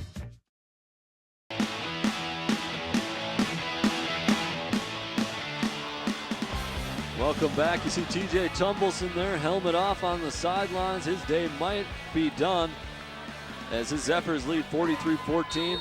And they're a few steps away from the end zone once again. Tumbleson on the sideline as we start quarter number 4. Anthony Pramel and Jalen Fry still in there. Andy Voyen as well. Voyen on the near side. Handoff goes to Fry. Off to the left. He cuts it back inside. Right on the edge of the end zone. Piles falling around, and I think he's just short. And yeah, he will be marked down at about the 1 yard line. It's surprising to see Jalen Fry not pop that one outside. Normally he usually pops it on the outside. This time he took it in and there was nothing there, but you know, he's about the half-yard line right now. 31. And boy, SMB able to get a couple of touchdowns there in that third quarter. And I'm sure Coach Dave Mutzel is trying to figure out when to remove some of these starters. You know, you don't want to have anybody injured in a game like this where it's looking like you're for sure going to win and go on to the state tournament. And that's a place you're going to want to be 100% healthy. Exactly, you're going to be playing one of two very good undefeated teams between Chanhassen and Mankato West. We'll try to get that score for you here soon. That's a good play call there from Mutzel as Pramel takes it on the keeper. And Mahtomedi gets in once again. That's Pramel's first rushing touchdown on the night, and that'll make it 49-14. Mahtomedi. Yeah, just sneaking this one in. But, you know, we talked about Andy Voyen being player of the week, but we could go with Pramel. Because, I was going to suggest that as well. Hey, throw an absolute boot in there also. Number 10, Chase Sullivan. You know, I think we're going with the whole team for a girls player of the week. So we could do a duo for the boys players of the week. I tell you what, this Mahtomedi team makes a run. Maybe we'll have some of those players in, do a little interview on Sports Path. Well, I think that would be sweet. And that'll be a good time to remind everyone about Sports Path. That is your highlight show, your East Metro highlight show, where we cover your Fab Five every other Wednesday live at 7 p.m. here on TV 19 Sports. And that will happen this Wednesday. I believe that is November the 9th, live at 7 p.m. And we'll have highlights of this one as well as all the other games we've covered here as we've gotten into the section playoffs for most of the fall sports. Done some volleyball games, and of course this game here tonight. As Mahtomedi leads 50-14. Want to remind you for our episode coming up on the 9th, going to have a nice interview with some Mahtomedi athletes, some girls tennis players that had a historic season, we can say, as they made a great run in their postseason. Yeah, Sam. Don't want to tease too much. Yeah. Definitely not, but let's get you with an update on the Mankato West Chanhassen game. Mankato West has pulled this one away. They're up 35-7 in the fourth quarter. Looks like it'll be Mahtomedi versus Mankato West in Farmington next week. Oof, I kind of want to drive to Farmington, Sam, to tell you the truth. Let's go Mahtomedi, win that game. Let's go on to US Bank Stadium and get us a state title. Let's do it. That is definitely studio interview worthy. If you bring home the state title, we'll get you in the studio and hopefully do an interview with Sports Path. Might just do it anyway because they've had such a great year. Yeah, most definitely. We would have loved to see them play South St. Paul in the East Metro Red Division. You know, both 8-0 teams. And South St. Paul is still in it. I don't know who they played tonight. I was going to say, that'd be a team I'd like to get an update on as well. And they're in 4A, of course. Yep. And you know, they're going to be challenging for a state title in that 4A. They were up ranked at the top, if not, you know, near the top, if not at the top position almost all year round.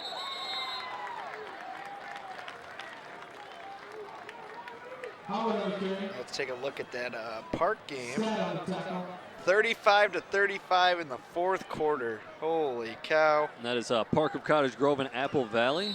Yes, sir. So Park of Cottage Grove finished 6-2 in the East Metro Red District, the same conference as Mahtomedi. Mahtomedi, of course, getting past Park 50-40 when those two teams met. Park of Cottage Grove, a very good team as well. We also have Cretin-Durham Hall versus Eden Prairie going tonight.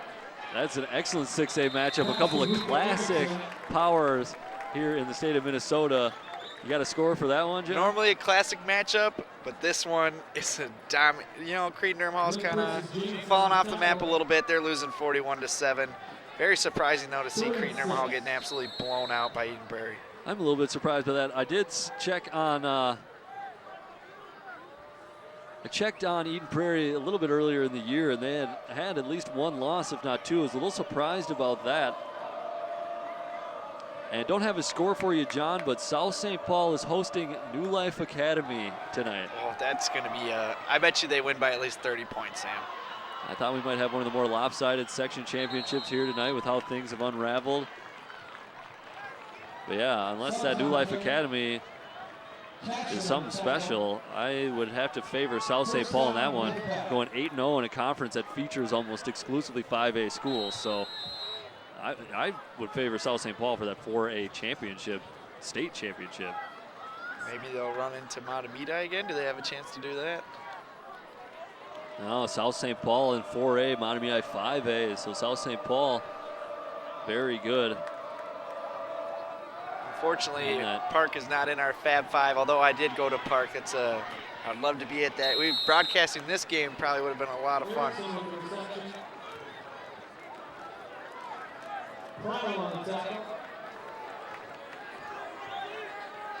We're seeing a lot of backups in now for Mahtomedi on the defensive side of the ball.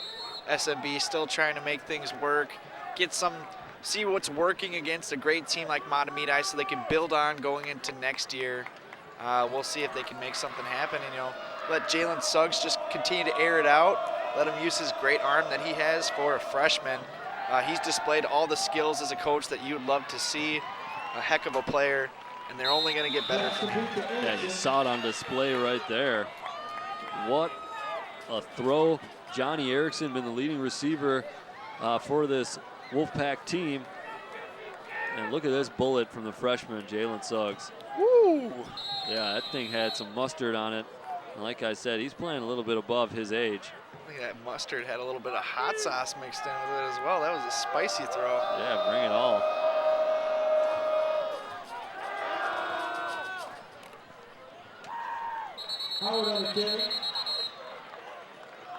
On 1st and 10, couple yard pickup for SMB. They're down to the Mahtomedi 27. 7.5 minutes left to go in this one. All Mahtomedi from the start. They lead it still, 50-14.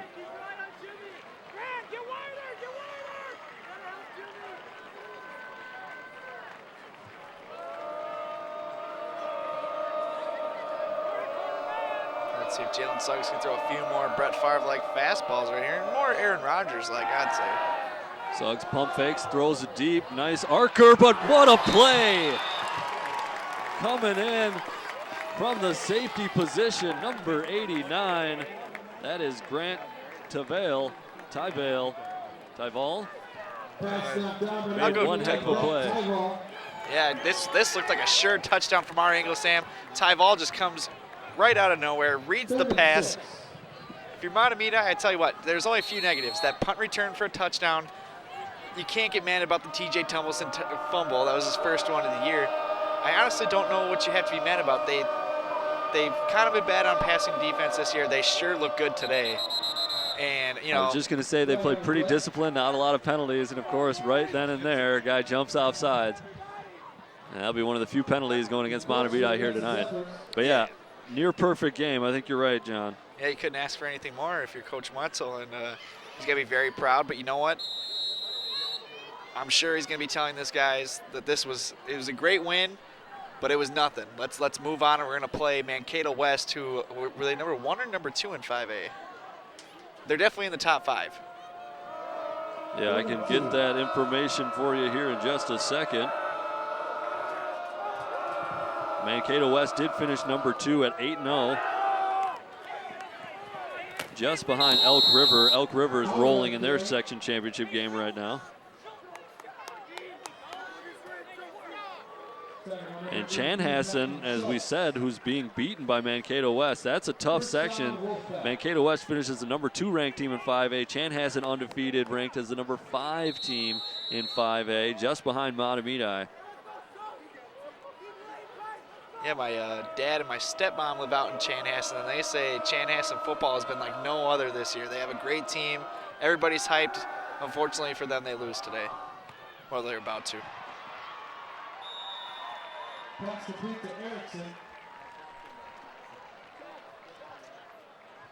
There's the sure-handed Erickson again there with another catch. The kid's definitely playing great. You know, for a senior, he couldn't have asked. You know, he did all he could do today. Unfortunately, the rest of the team didn't play up to him and Jalen Suggs' standard. The defense didn't know what to do against Mahtomedi. Offense, they couldn't stop the power run game. They couldn't stop the passing. And there's a touchdown there from Suggs. A nice, once again, to Johnny Erickson. A little roll out to the left. Erickson at the front of the goal line, and he just wide open for a touchdown. You'll see here, they've kind of been doing plays like this all day, you know, kind of like Russell Wilson, like, you know, just let them scramble out, get out of the pocket, make the defense chase them, let guys come over there. They do a little roll out, receivers follow them. Wide open there for a touchdown. If you're Erickson, like I was just saying, you're a senior, congratulations to him, great game, touchdown. Yeah, some good moments for Erickson in the second half. Had that punt return for a touchdown, and then just caught a touchdown there. So been a bright spot here for SMB in what has been otherwise a pretty long night.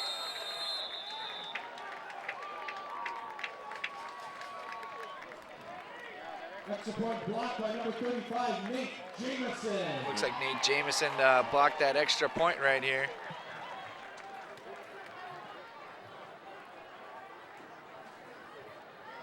It looks like Jamison just came untouched, and I don't know, I think, you know, the SMB's players' heads are just not in it anymore. They're ready to go home. 4 minutes left, it's Friday. I'm sure they want to go out and have some fun with friends, forget about this game. And you know what, just regroup in the off season, work hard, hit the weight room, play some catch, you know, maybe do some catching the ball drills at the dark of night, because they definitely couldn't catch much today. Work on catching the football under the lights.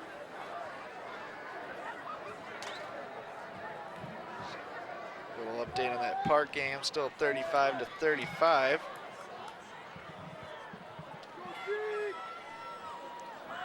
And I was looking up the South St. Paul. They did finish number 1 in Class 4A, got the number 1 seed in their section, of course, and they're facing New Life Academy in that section championship. New Life Academy is the number 2 seed out of Section 3 4A. They got past Hill Murray in the semifinals. Hill Murray, actually the last seed, number 6 seed in that section, pulled an upset of, I believe it was St. Paul Johnson. St. Paul Johnson, 55-26. Hill Murray won that one in the quarterfinals. Lost to New Life 27-15, but good things for Coach Pete Bursich and the Hill Murray Pioneers, definitely improving as the season's gone on. I was looking at the South St. Paul schedule. They played each other in the last regular season game. Hill Murray and South St. Paul. South St. Paul won it, but only 28-7, which, you know, earlier on in the year, Hill Murray was not looking great, if I can say it nicely. I think losing to New Life Academy is definitely a step back, though. That's a bad way to end the season. Well, that New Life Academy is that number 2 seed in that section, ranked 4 seeds ahead of that Hill Murray team. So I think the fact that it was a 12-point loss is at least, you know, respectable in that regard. They must have some gamers there for New Life Academy, you know, and in the year 5-3, I think it was. Yeah, New Life, period. Normally not all too great at sports. Now it's 4A, right? That is 4A. Fumble recovered by the Wolfpack. Fumble recovered by the Wolfpack. And the Mahtomedi defense is going to have to go back on the field, and that's the second fumble from number 22, Brandon Anderson, as it looks like that one's maybe just on the exchange. Yeah, if Brandon Anderson's auditioning for next year's running back, this is not the way to do it.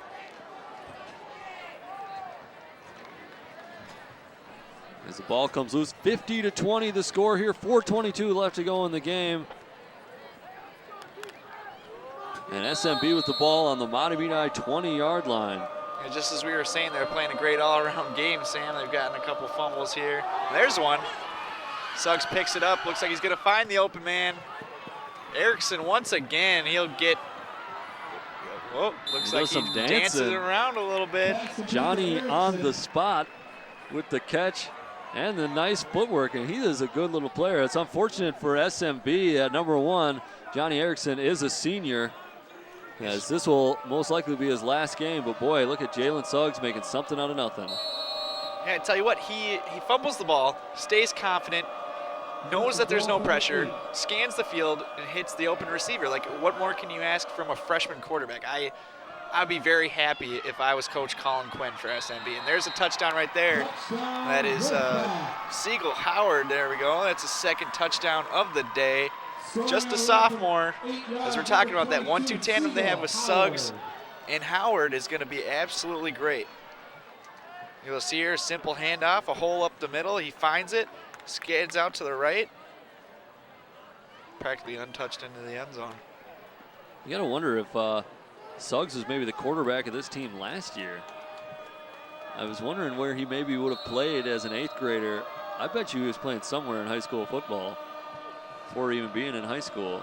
I don't think you can really step off the middle school football field and kind of have that presence of mind, like you said, on that fumble play, to just kind of calmly pick it up, know to avoid the pressure, find your open receiver. Man, that's a lot to process for someone who's starting first year. I'll tell you what, Terrell Suggs, the football player, does have some ties to Minnesota. Could be a little relation there. I was going to say, other than you just misspeaking and calling Jalen Suggs Terrell Suggs early in the game, there's more of a connection than that? There could be. I used to know a cousin of Terrell Suggs in Minnesota. Oh, I see. There you go. I like it. Well, he's definitely got the football gene if he is indeed a part of the family. Or maybe it's just a name. You're a Suggs, you're good at football. Well, and I might have to change my name. Me too, Sam. Me too. I think I got the size, but I was about 7 years too late.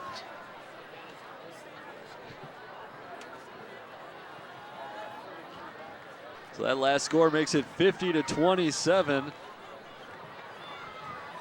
And good job by SMB making this a bit of a ball game here in the second half. Definitely outscoring Mahtomedi. But the Zephyrs opened up a 43-0 halftime lead. And it was pretty much no turning back from there. Short pooch kick. And Evan Reyes is going to secure, watch go out of bounds, and we're going to have illegal procedure. And Mahtomedi will take over on their own 40-yard line. Yeah, it looks like instead of onside kicking it, they just kind of kick it in between the back returner and the up returners, and never seen that work, Sam. It almost worked earlier in that first half. It did kind of bounce off of a blocker of Mahtomedi, but it was so close to the sideline that it just went out of bounds for no harm. Yeah, I think in high school football, the only realistic chance you have of getting an onside kick is kicking it hard at somebody's leg. Otherwise, they don't really practice onside kicks that much.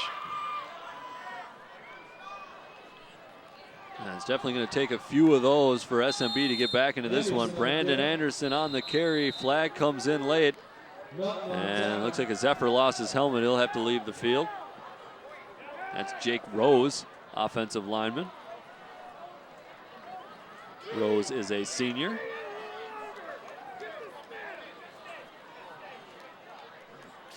Face mask on SMB right here. We'll see if we can catch it. No, must have not been in that replay. Must have been outside of there.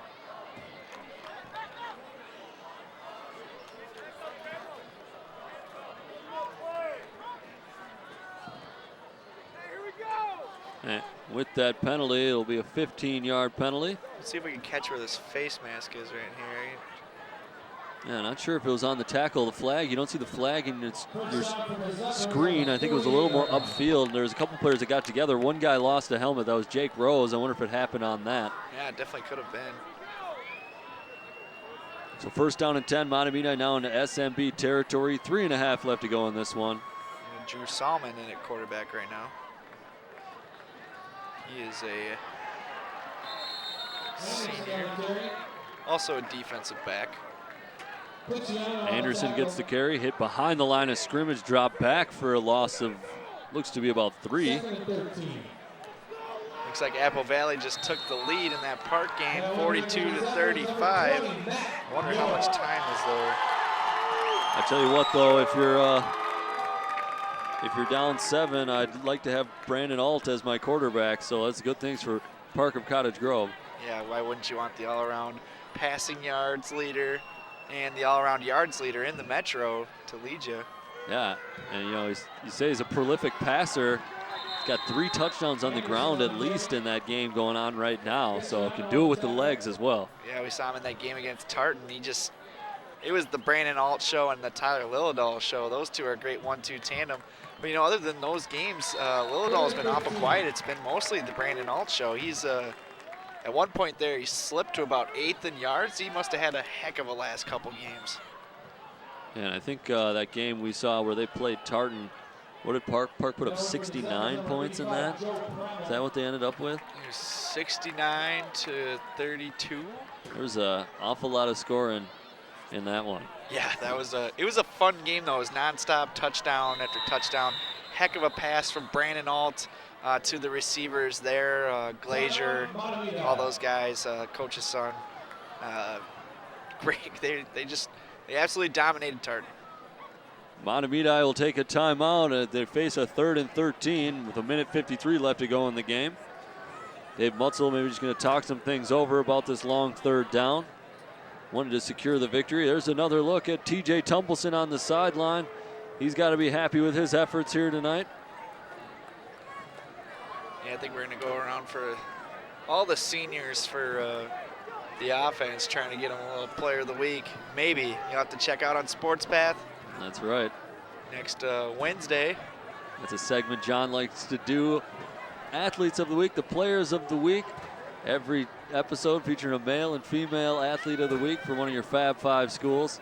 And so far, because of the success they've had, a few Mahtomedi football players have been featured. I'll tell you what, my favorite segment though is Sam's Fab 5 minute. The way he rumbles off those stats, the scores. Gets it somewhere around a minute. The last time when we were practicing, you got it 2 weeks ago, because we didn't do the Fab 5 minute last week. 4 weeks ago, you got it in. You were right on the dot when we were practicing. And I think during the broadcast. Sometimes you get lucky. So on 3rd and 13, they take the timeout. And out of the timeout, Salman drops back to pass and is sacked. So not sure what they were talking over, but doesn't work out for Coach Mutzel and this coaching staff. And SMB will now take a timeout. You gotta wonder why, Sam. They're not gonna score 23 points with 1:40 left. Well, I was kind of questioning why Coach Mutzel took a timeout there. I mean, I know it was the 3rd down and 13, but with your team up 23 points and less than 2 minutes left to go, I'm not sure there's a whole lot you can talk about, and especially when you break from that timeout and your quarterback just gets sacked. It's kind of like the Rex Ryan challenge against the Patriots for the Bills with about 1.5 minutes to go, and they were down by over 20 points. And what's the point of challenging a player not going to come back? And he even said so himself. Sometimes you're just stubborn, and you just, those guys got big egos, too. You want to upset the opponent no matter how, if you can't do it on the field, maybe do it psychologically in some way. Well, the way Rex Ryan's teams have been playing the last 4 or 5 years, I don't think he's psyching anybody out. Yeah, Bills did beat the Patriots earlier in the year, but Patriots were without their normal quarterback, I guess I could say. Oh, yeah, I forgot they played earlier. Yeah, Bills shut him out, but Jacoby Brissett was at the helm rather than Tom Brady, which is a name that viewers are probably a little bit more familiar with. Yeah, Tom Brady, 39 years old, still kicking. Doing it good. Probably doesn't eat any candy, that's why. Or he just, he feels younger. That very beautiful wife of his. That's right. Great life. Yeah, Super Bowl champion. Don't have deal. a whole lot of stresses going on. I guess maybe just on game day. So short punt there. I believe that was number 12. Jack Schweitz, backup quarterback, was punting there for Mahtomedi. It's kind of a high arcing punt. Only gets to the 39 of SMB where they will take over. $1:33 left to go in this one. And all Mahtomedi here in the Section 4 5A championship. They finally took out Suggs there for SMB. Got a new quarterback in. Number 4. Noah Hansen. Noah Hansen, he's a wing back and a quarterback, sophomore, or a junior, 6 feet tall. He's got the size. I mean, Sam, I'm very excited to see how this SMB team, I know we've said that throughout all broadcasts, see how they develop. It'll be very, very cool to watch. I'll be checking the box scores probably next year at sections because I know they're going to go undefeated in conference. Yeah, and when we came to the field tonight, I didn't know a whole lot about SMB, but saw them standing out there, and they actually looked pretty, in terms of size, they almost look bigger than Mahtomedi. And so I thought this one might be more of a contest than it turned out to be. Yeah, Sam, I just think, like we were talking about, they haven't played the competition. They've never played a team like Mahtomedi. Mahtomedi is one of the best teams in the state in Class 5A. I think they could even contend up in 6A, although those guys are much bigger. A lot bigger schools, bigger players, guys that go pro, guys that go to get D1 scholarships. Not a lot of these players are getting scouted by D1 schools. Yeah, that's 6A. 6A added not too long ago. It used to just go up to 5A. Yeah, I think that 6A only features about 32 schools. Of course, our Fab 5 White Bear Lake a part of that. Not the best year for the Bears this season. And as we said, in that 6A division, you're facing some tough competition. You got Eden Prairie, you got all the Lakevilles in there. Teams that are always in the top 10. Up in the state tournament, they're always there. Even going back to the Metronome days, those teams they've never changed. They've never changed out the top teams in the state. And just to update you on that Mankato West Chanhassen Section 2 championship game, of course, Mahtomedi is going to play the winner of that one. Mankato West up on Chanhassen 35-14. So it looks like it's going to be Mankato West out of Section 2 going against Mahtomedi in Section 4. Mankato West finished undefeated in the top 10 in Class 5A, and so did Mahtomedi. And Mahtomedi is going to go on to the state tournament as they will be your Section 4 5A champions with a win here tonight, 50-27 over SMB.